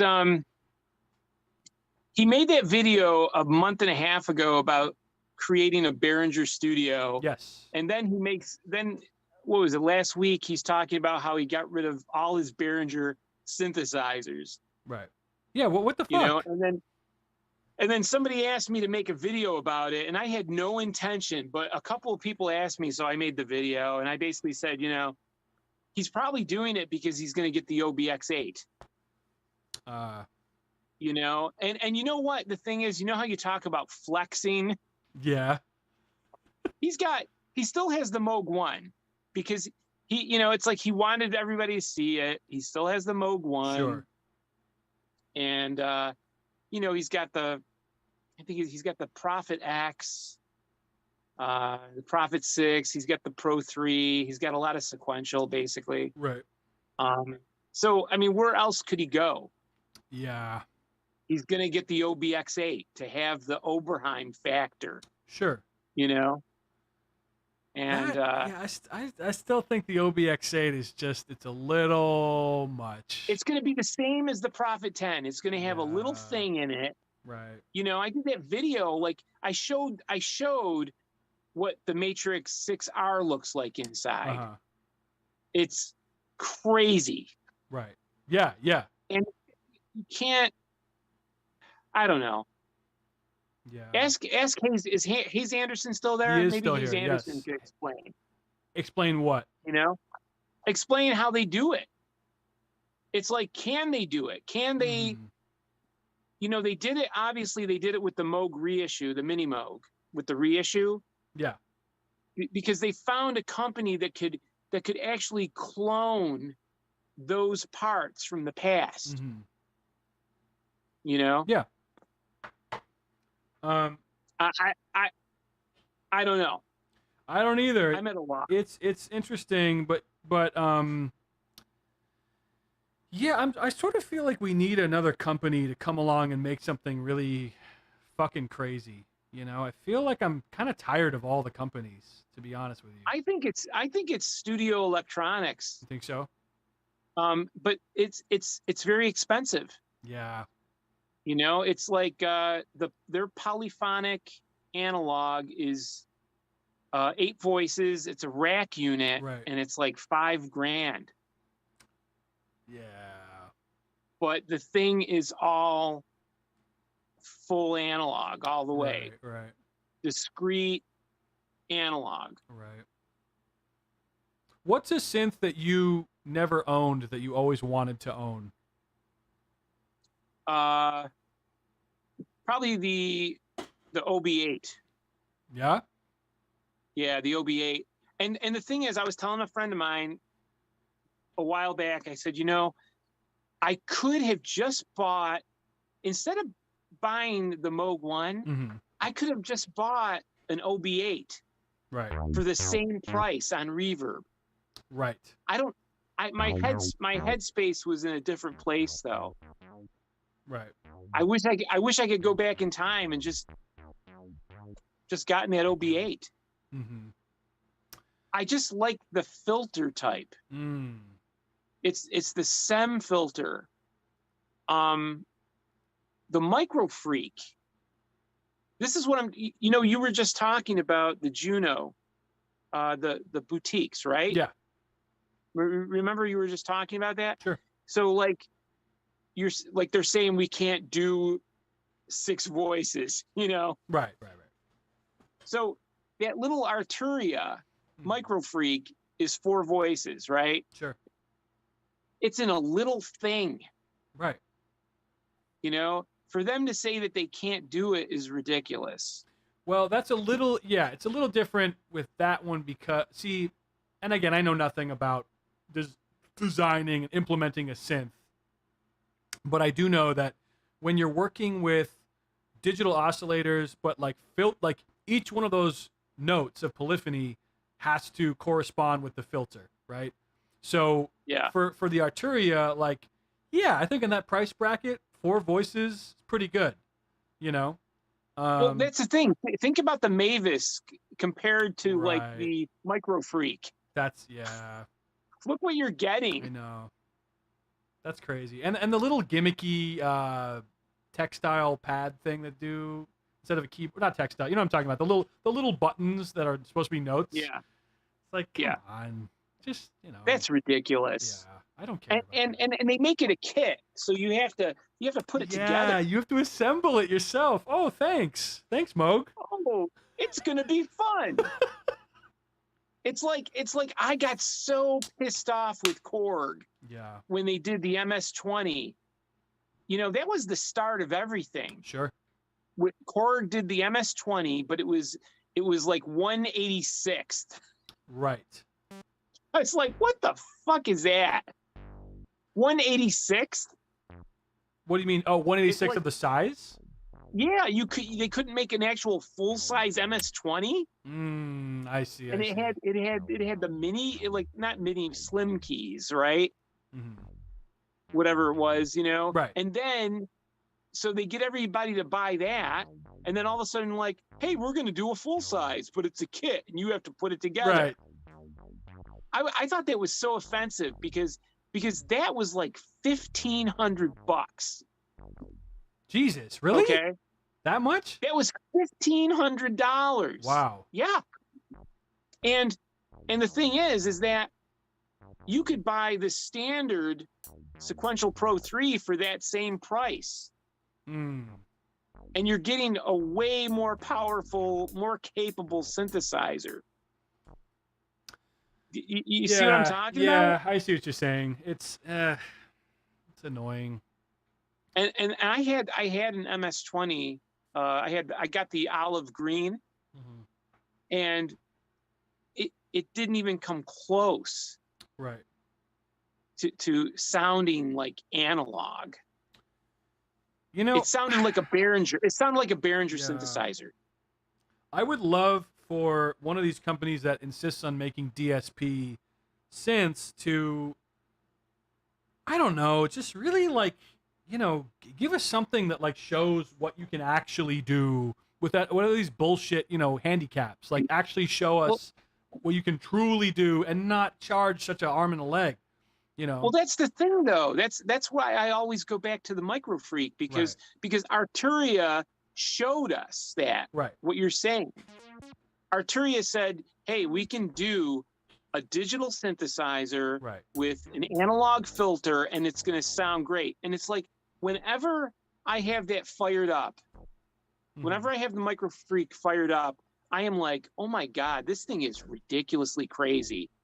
Right. I mean, like, so it's like I'm not a snob. Right. That's a $359 synth, and I'm blown away by it every time I use it. Right. No, yeah. And I also think people are okay with digital oscillators too. I'm more than okay with that, you know, because they can be so weird and exotic, you know. Yeah, I mean, honestly, it's like it shows you that a DCO and a VCO is not going to make or break a synth. It's the filter. Yes, that's a big aspect of it. The Uno Synth Pro, the filter on that was not even close to the Micro Freak. Yeah. It was so dull. Plus, I have to say their marketing is really bad. I mean, it just sounds like a fucking cheap Uno Synth Pro. What the fuck? Can you give it a better name? Can you, like, I don't know. The control panel was horrible. It was just, you know, it's just like, I feel like they're just packaging this stuff just to like, it's like it's fast food. Yes. You know what I'm saying? Yes, I know exactly what you mean. I get that vibe it's like big time. Synthesizers are becoming like fast food. It's like, let's get them out. Yep. People buy them. You know? Yeah, totally. It's this packaged, like, hey, it's a product. It's a product. Whereas I think it's not. There's no passion. In the not even mid 70s, in the 70s period, the synths that were coming out then, no, they didn't have the same features as they do now, but it was definitely like, we're trying to innovate. We're trying to give you something, you know, interesting, cool. And then you get to the 80s, it's like, hey, we're going to do like a bunch of crazy shit and keep pushing the boundaries. And then at some point it's like, ooh, the DX7 came in and kicked all of our asses. Now we have to rethink about this. And then from there, I don't know. I mean, yeah, 90s, and there's some good synths, obviously, past that point. But there was some point where they realized, oh, it's not enough to just innovate. You have to make a product. And it was always about money, obviously. But you know what I mean? Like, I don't think Alan Perlman was like, oh, I want to make the most profitable synth. He was just like, hey, this is kind of cool. You know what I mean? Yeah. I don't know. Yeah. That's the vibe I got from him.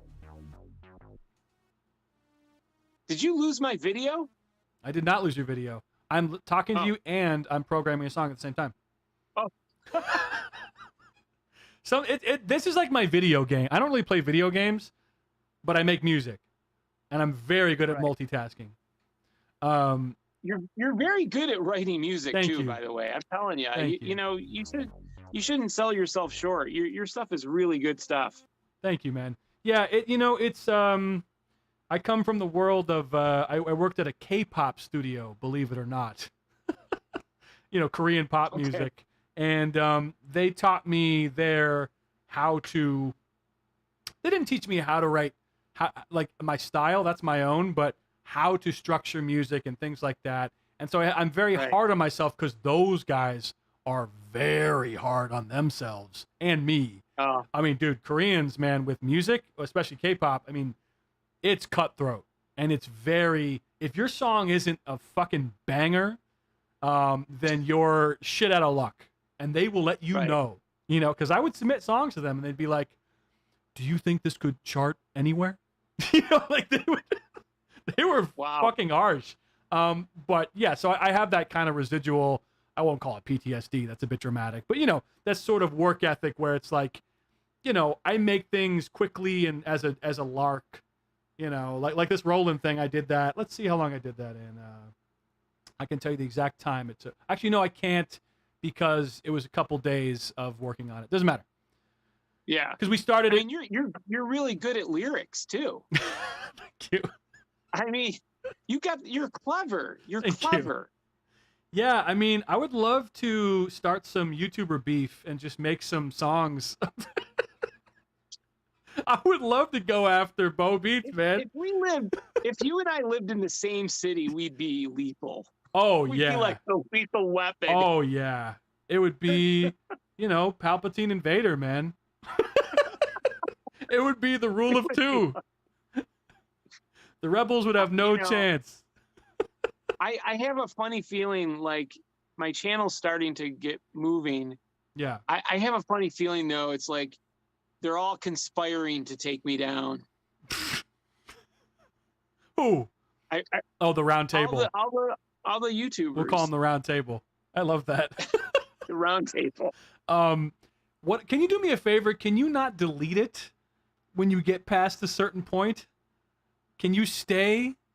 Oh, I can stay, but I got a funny feeling they're gonna get me. How can they get you? On what? I gotta be careful. Yeah. I gotta be careful. Yeah. I've seen you several times get to like 600, 700. Boom, he's gone. And I go, well, that's why I'm not subscribed to you. I mean, I am now. But you know what? It's so funny. Like these haters with the fake synth punk channels, Sure. They were saying something. I can't remember how they said it. Like, I failed at everything. Yeah. They said you failed as a children's book writer. You failed as a YouTuber. And I'm thinking, like, well, what does it mean to fail? I mean, if I have 600 subscribers for the rest of my life, that's great. Also, do you know how hard it is to delete it? Most people do not. I did not do that. Fuck no. I mean, I've had my same account since 2017. Do you know how hard it is to delete your account, then restart it, get them all back, then delete, then restart it? Like, that's clearly you have a high demand, dude. Don't listen to that shit. People like your voice. They think you're fucking hilarious. When I had that skirmish with Doty this past week, I said, dude, you took down my channel. I said, really? Because I was giving shit to Buchla? I said there was 860 videos of sweat. Yeah. But how do you know he took down your channel? Because he was the last strike, the copyright strike. Oh, so he did file a strike against you. He was the third strike. So what kind of friend is he? Trollolo, this guy named Trollolo was the first strike. Yeah. Pure Ambient Drone was the second strike. Right. That makes sense. That checks. And then Mark Doty was the third strike, and that was the channel where I was growing. I had over 900 subscribers, and I had like 860 videos. I had some really good stuff up too. Yeah. I had that Moog celebration video that I did when I went to Cornell University. That got taken. And you know what? YouTube says when you get taken down, they give you 7 days to recover your material. But they didn't. They didn't give that to you? No. Yeah. Really? And like I think it was like 3 months ago, Pure Ambient Drone took me down. Well, 'Cause- but I have to go back to the point that I made is what kind of friend is he if he's copyright striking you? Because you used his content? I think yeah, because I used it as a way as a visual aid. Right. It was like point counterpoint. Right. You know. Yeah. Well, fuck him then. I'll make a song about Mark Doty right now. I don't give a fuck. What's he gonna do? I mean, honestly, if people are, I wouldn't call that a friend who copyright strikes me. I would say that's a snake. And I'm not trying to fuel you. I don't even hate these guys. I don't even hate them. No, yeah. Like I still like them. Right. I don't hate anybody. Sure. No, you don't have to hate them, but I'm saying, I just mean what kind of friend would copyright strike you? That to me sounds like sneaky. Yeah, I mean, I had my channel taken down 2 times. And like I said, it was Trololo, Doty, and Pad. And then the second time was Pad. Mhm. Pad gave me 3 strikes. Right. Interesting. But it is what it is. Yeah, it is. That's a good attitude to have. It is what it is. And I just want you to keep the channel. Do not nuke it as you have done in the past. I want you to keep it. Get to 1,000. Get to 1,000. Whoa. Yeah, come on. You can do that easy. You can do that in your sleep. Yeah, I can actually, when I get to 1,000, I can put my Teespring link on the channel. Yes, and you can do mobile streams as well. Yeah, mobile. I guess those aren't really worth it, but you could if you wanted to. I can actually stream now. Oh, right, on your desktop. Yeah. Yeah. I actually have OBS. You do? Oh. Yeah. Shit. You're like, oh, don't give OBS to Synthpunk. No. Hayes Anderson and I were talking about that, and we were saying Synthpunk with OBS would be dangerous. Well, that was funny when you guys brought that up. I was like, I think I have it. Right. Yeah, it's free. Yeah. So I have to figure that out. I mean, but I enjoy coming to your channel actually. Yeah, no, it's fun. I appreciate that, but I would also love, like, you see I'm moving. If you look at my screen, oh, I'm moving around. It's like it's stupid, but it's like it's very easy to set up, and I'm actually kind of mediocre at it. But it doesn't take much. Like you just have to. Are you using a green screen? I am. Yeah. You probably saw earlier. So this right here is a green screen I got on Amazon. I think it was like $175 or something. Not that expensive. Yeah. I'm in a tiny room, by the way. You can't tell, but and I'm using a camera, a DSLR, which is connected to the computer via a capture card. It's just to give me a little better camera quality. So you can see the zits on my forehead and stuff. But yeah, you know what I mean? So it's like you just slowly get, well, you probably have the stuff already. You have a good camera, I'm sure. But yeah, like OBS is not hard to figure out. It's pretty intuitive. You just build your little template, and then you can do a late night show or whatever you want to do. And it's fun, man. Because I've been doing this for a long time. Like 2017, 2018. Of streaming, like I'm on Twitch, I'm on YouTube, and it's cool, man. Composing or just watching videos or whatever. You could do a whole 5-hour stream where you're just watching Doty. Not leave Doty alone. I mean like Bo Beats, Andrew Wang, people like that, and then you chop them up into clips, and that's what you release as videos. Because maybe people won't want to watch the 5 hours, but maybe they'll be like, oh, what the fuck is this? I'll watch the full thing, Yeah. You do whatever you want. I'm just saying, OBS is powerful. Very powerful. I'm actually surprised at the amount of views I'm getting. I'm really surprised. Especially when I do like late night special. Sure. It's, a lot of work goes into that. Sure.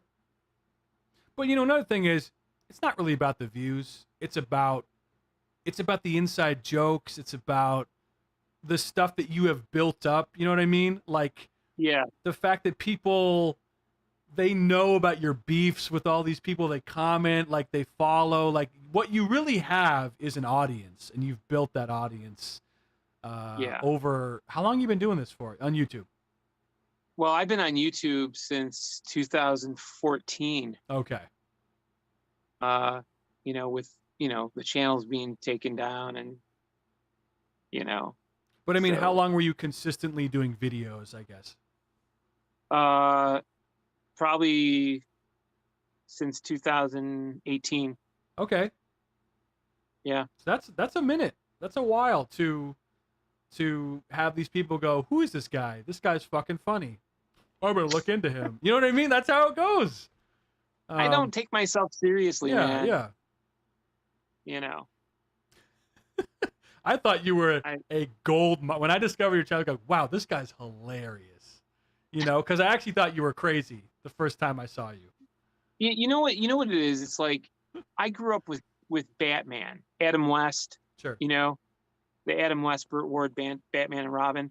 And when you watch those TV shows, it's all about color. Mm-hmm. You know, it's all about color. Pee-wee's Playhouse, all about color, funny things. I mean, you know, it's like that's why, like, I have, you know, I've got toys, I've got things, you know, Yeah. because, you know, I mean, it's just like the bombastic Yeah. aspect of everything. Yeah. Because, Style. I mean, you have a lot of style. Do you want to watch? I mean, you watch, like, I don't know what Pure Ambient Drone's doing. He used to sit in his chair with all his synthesizers lit up and flashing, you know, and that was fun. Right. But now he's like not even like, you Dude, can't even I see him. looked at his videos the other day, and it's all synth news. Oh, this synthesizer, and I'm like, It's do like, you have what an do you think about opinion? those? Yeah, do you have an opinion? I want to see your. You know, I loved his vlogs where he goes. Well, I kind of made fun of them, but it's like, you know, when you buy a synth and someone doesn't like it, they're usually jealous. And I roasted him on my live stream, like, what the fuck are you? But like, at least that was interesting. It was provocative. It was like, oh, he's saying an annoying thing. I'm going to talk about this. Like, now it's just like, you know, just like he's a news service. It's like, I could look that up on my own. Well, you know, I called him out a long time ago. Yeah. When he said, you know, he's been doing this for 5 years, and he said he was the original. Okay. And I said, does that mean? actually, you're not, because Mark Doty has been doing this for like 15 years. Sure. Nick Bat. Sonic State has been doing this for 16 years. Right. You're not the original. Sure. I love Nick Bat. And I love how he was formerly an electronic duo in the 90s. He was an artist. And then he just decided, I'm going to be a nerd who just talks about synths. And I'm like, fuck yeah. And he's got a whole studio. They have a whole studio, you know, set up. I mean, they have a staff. I don't know how that long that took to get together. Probably a very long time. But I've always like, respected him. You were saying his live streams are amazing. Oh, the Sonic Talk? Yeah. Oh, yeah, I love him. I love him. Because he'll have 4 guests on, and they all... It's very polite. It's almost like... I almost feel like it's sponsored by the BBC. It's not, but I almost feel like it's a BBC type thing, because they don't get into real petty stuff like you or I, but he will have people on, and he'll be like, you know, Marcus, what do you think about this synth? Not a fan. And they go around the round table, so to speak. But I don't know. I've always liked his streams. Trying to think of another person I really admire in that world. I mean, Synthmania, but he's not quite. He doesn't really. I think he has kind of a script that he writes for his videos usually, which is fine. He's one of those people where he kind of, you know, he kind of has his own thing. Who else? But yeah, well, Espen Craft's really great. Yeah. I still, it's funny. I defended Roland, not defended, but I more criticized the fact that he wasn't being fair, and he did not like that. And this is on a Roland product, because my whole thing with them was the boutiques are shitty because it's arbitrary for voices. Then that JX08 comes out, and it's like, oh, 24 voices? Okay. Oh, multi-timbral? Oh, this. And I go, yeah, it doesn't sound exactly like a JX8P, but it's not a bad, baby's first synth. Not a bad idea. Dude, he did not like that. He said I was one of the haters. I was one of the something of idiots, he called me. And I was just like, okay, dude, relax. Because here's the thing.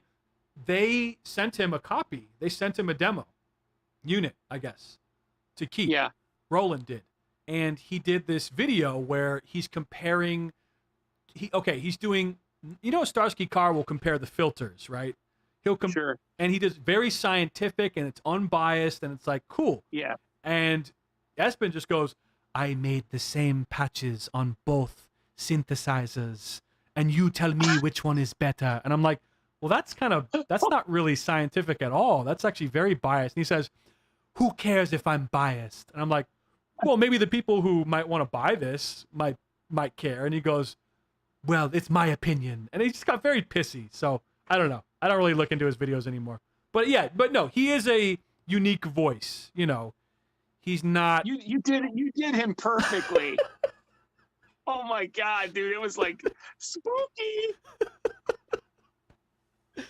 He did Espen's voice perfect. The synthesizer. He goes, the JX. Plus, he's like jerking off to the JX8P. And I know people like that synth, but I own 2 of them. And I have to say, as far as classic Roland synths go, it's not up there. It's all right, but it's not like he's acting like they have besmirched the Jupiter 8 or something. It's like, okay, take a seat. One of my subscribers was like, when is the Juno-X coming? I'm like, what are you, crazy? The Juno-X is not coming. Never coming. I mean, there's a better chance of seeing the UBXA here than that. Right, because that's actually, there's something to talk about there. But and plus I can compare the UBXA to the Matrix 6. Sure. Yeah. But here's the thing. Are we going to see a UBXA? I don't know, man. I mean, it's like we're almost into July. Yeah. Coming up on 6 years. Which means when July 1st hits, right? Mm-hmm. If Sweetwater does not have a pre-order, right, we definitely know we're going to have to wait another month. Right. We're going to have to wait and see if August there's a pre-order. Yeah. I don't think it looks good. Yeah, that poor. It doesn't look good for Behringer. That poor Anderton's TV. They're vomiting all these teasers. Yeah. Yeah. I counted over 25. Yeah. I don't know what's going on with them, man, because, especially with the announcement of the OBXA, you'd think, is that what it's called? Wait. X8. Excuse me. Sorry. 8. I'm very tired. I've also had a couple beers. Yeah. But no. Yeah, with the UBXA, you'd think they would be, hey, guys, get our shit before you buy that overpriced thing. Right? But, it shouldn't have taken this long. Yeah, and I'll tell you another thing. That Dave Smith probably took care of. I guarantee you there is going to be an 8-voice card that goes with the OBX8. Yeah. And I bet it's going to sell for like $1,500. Damn. I guarantee it. Yeah. I guarantee it. Wait a minute. So how does the card work on the Prophet? Is it really expensive to get the 8 voices upgrade or no? I think it's $1,000. Fuck me. For the voice card. Wow.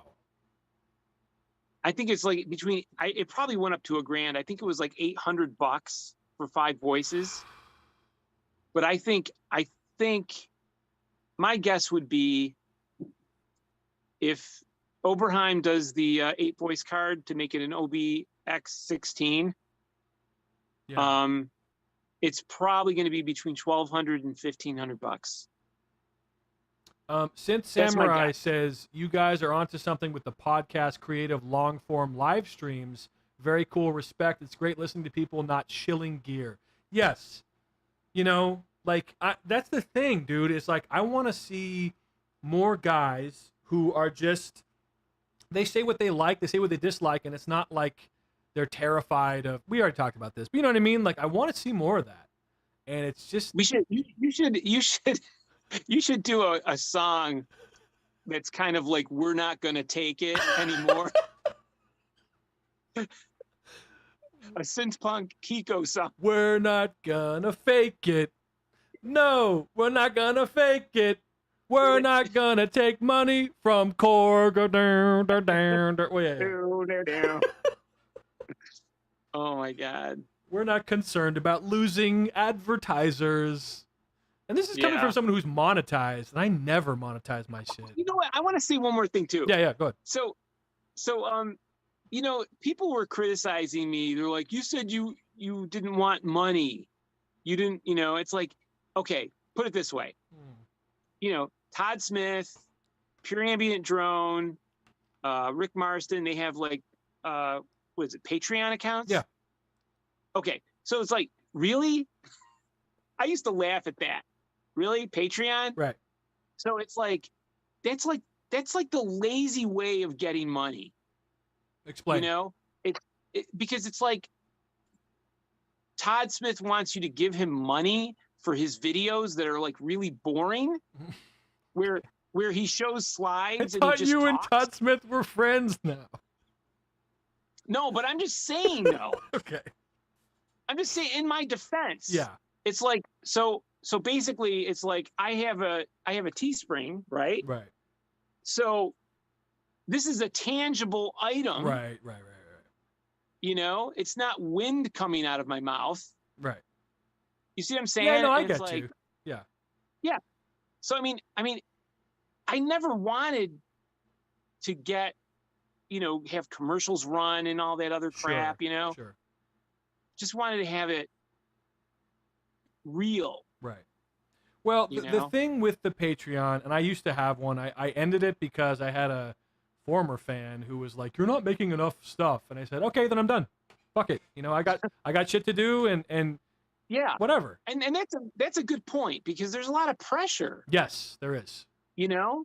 But it's like, what am I getting if I give Pure Ambient Drone money? Well, I think because some people have told me when I did shut down the Patreon, they're like, "Dude, keep it up. I want to support you," and I'm like, "Why?" And they're like, "Because we like what you're doing and we want you to stick around and blah blah blah blah." And I get it. So it's sort of like passive income with the subtle expectation of don't disappear. You know, we love Right. you, whatever. And you know, I got guys who've been Yeah. following me for like 5-6 years, or like Yeah. 5 years. You know, and it's like, yeah, it's So that's kind of what it is. And also, I mean, yeah, there's certain Patreons, like, dude, if you have like, I don't know, if you're doing $10 a month, I never did that much. I think I had a couple $10 people, but like, who's the guy, you know, who you said copied you? Oh man, he did a whole video about Behringer. You know what I'm talking about? Oh, Ben Jordan. Ben Jordan. So Ben Jordan has like a lot.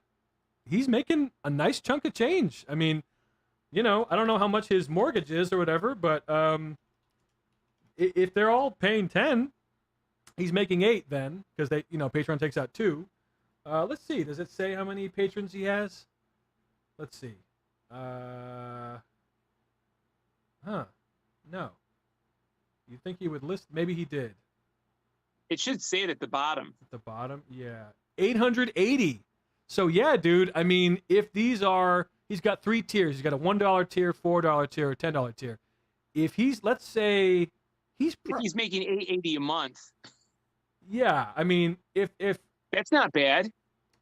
well, 880 times 10 is 8,000. So then you got to obviously subtract. So let's do 880 times 8. I can't do math. He could be making about 11 grand a year. Yeah. just from this passive thing. You know. Sure. But and I like that more than having a bunch of ads and paid promotions and shilling for stuff. I don't ever want to do a fucking commercial unless I truly believed in the product, and I'd have to really convince you of that, you know. Yeah, I'm sure he's got a real job. Oh yeah, honestly. yeah. You know, don't quit your day job. No, but yeah, so that's the thing with Patreon. It's like, yeah, I know it seems silly, but for some people, it's just like a way to support whoever without putting ads. But yeah, I mean, I just want to see more. I want Bo Beats to do a video on synths I thought were kind of shit. Hey guys, the Korg mini log, not a fan, kind of shit, you know. And he just trashes it for like, 10 minutes. And I go, hell yeah, bro. Wow. So it does say we're 2 minutes. 2 minutes. I gotta go anyways. Okay. This was a fun chat, man. This is a fun stream. Yeah. I like it. I'll be more prepared next time. You had plenty of topics this time. Don't worry about it. You're good. All right, thanks. But yeah, guys, obviously, Synth Punk, he's doing his thing. And should we shout out anyone else? Anyone you want to shout out? Mark Doty, I forgive you. Shout out to Mark Doty for the Forgiveness Tour with Synth Punk. They're going to do a 2-man play. It's going to be really cool. And I can't wait for Pad's OBX8 video. Do a commercial for Synth Wolf. Yeah. Go ahead. Where you just see Pad's hands on the keys, and that's all you see. I want a romantic comedy with Lou Pop. This is Pad's video. Yeah. This is a pure ambulance drone video.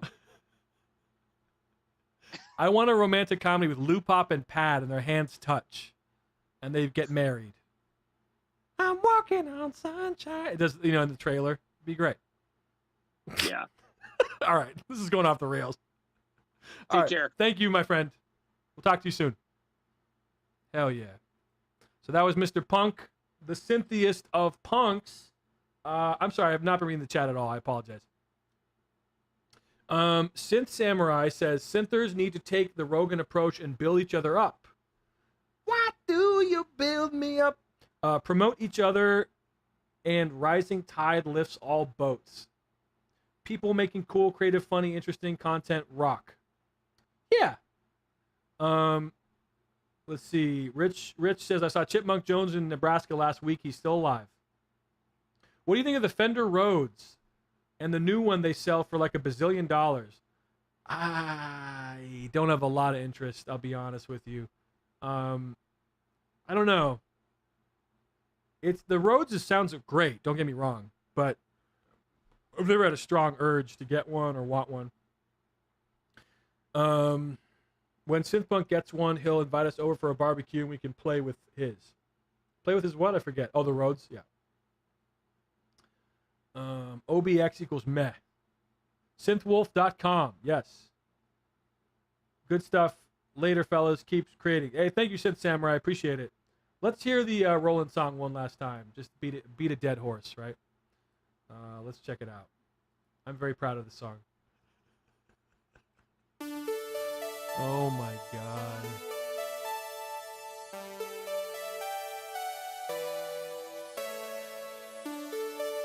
Roland, I want you to see the lyrics too, so I'm gonna hide my camera. this one's for you, girl.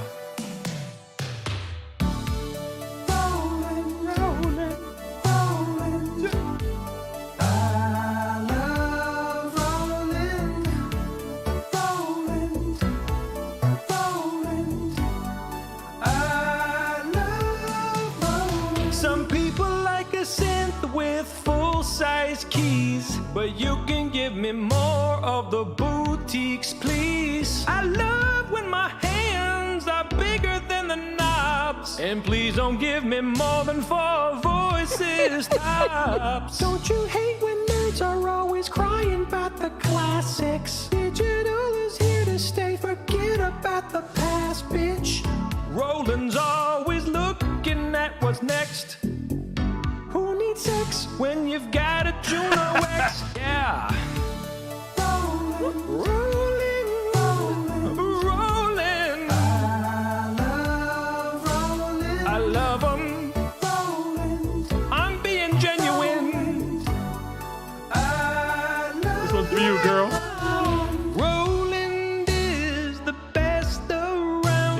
I love having my synths on rolling cloud.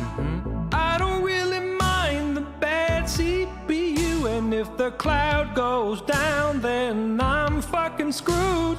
So close the door, spark up the Zen core. We don't want that analog shit no more. Nope. ACB is fine with me. I don't want my synths to have a personality. Ooh. Sucks. Bad. Bad. I love rolling, False. rolling, Pranked. rolling. I love rolling. Nope.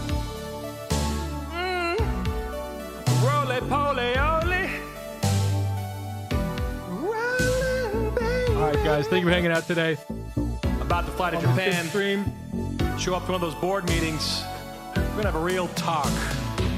I'll do another one soon. How I about we get a synth? don't know when. It's an analog Probably filter around 4:30. that isn't 2 PM. inches in PST. diameter. Huh? Thanks How for hanging about out, that? guys. These How are about fun. them apples, buddy? Yeah. Woo! Have a good night, everybody.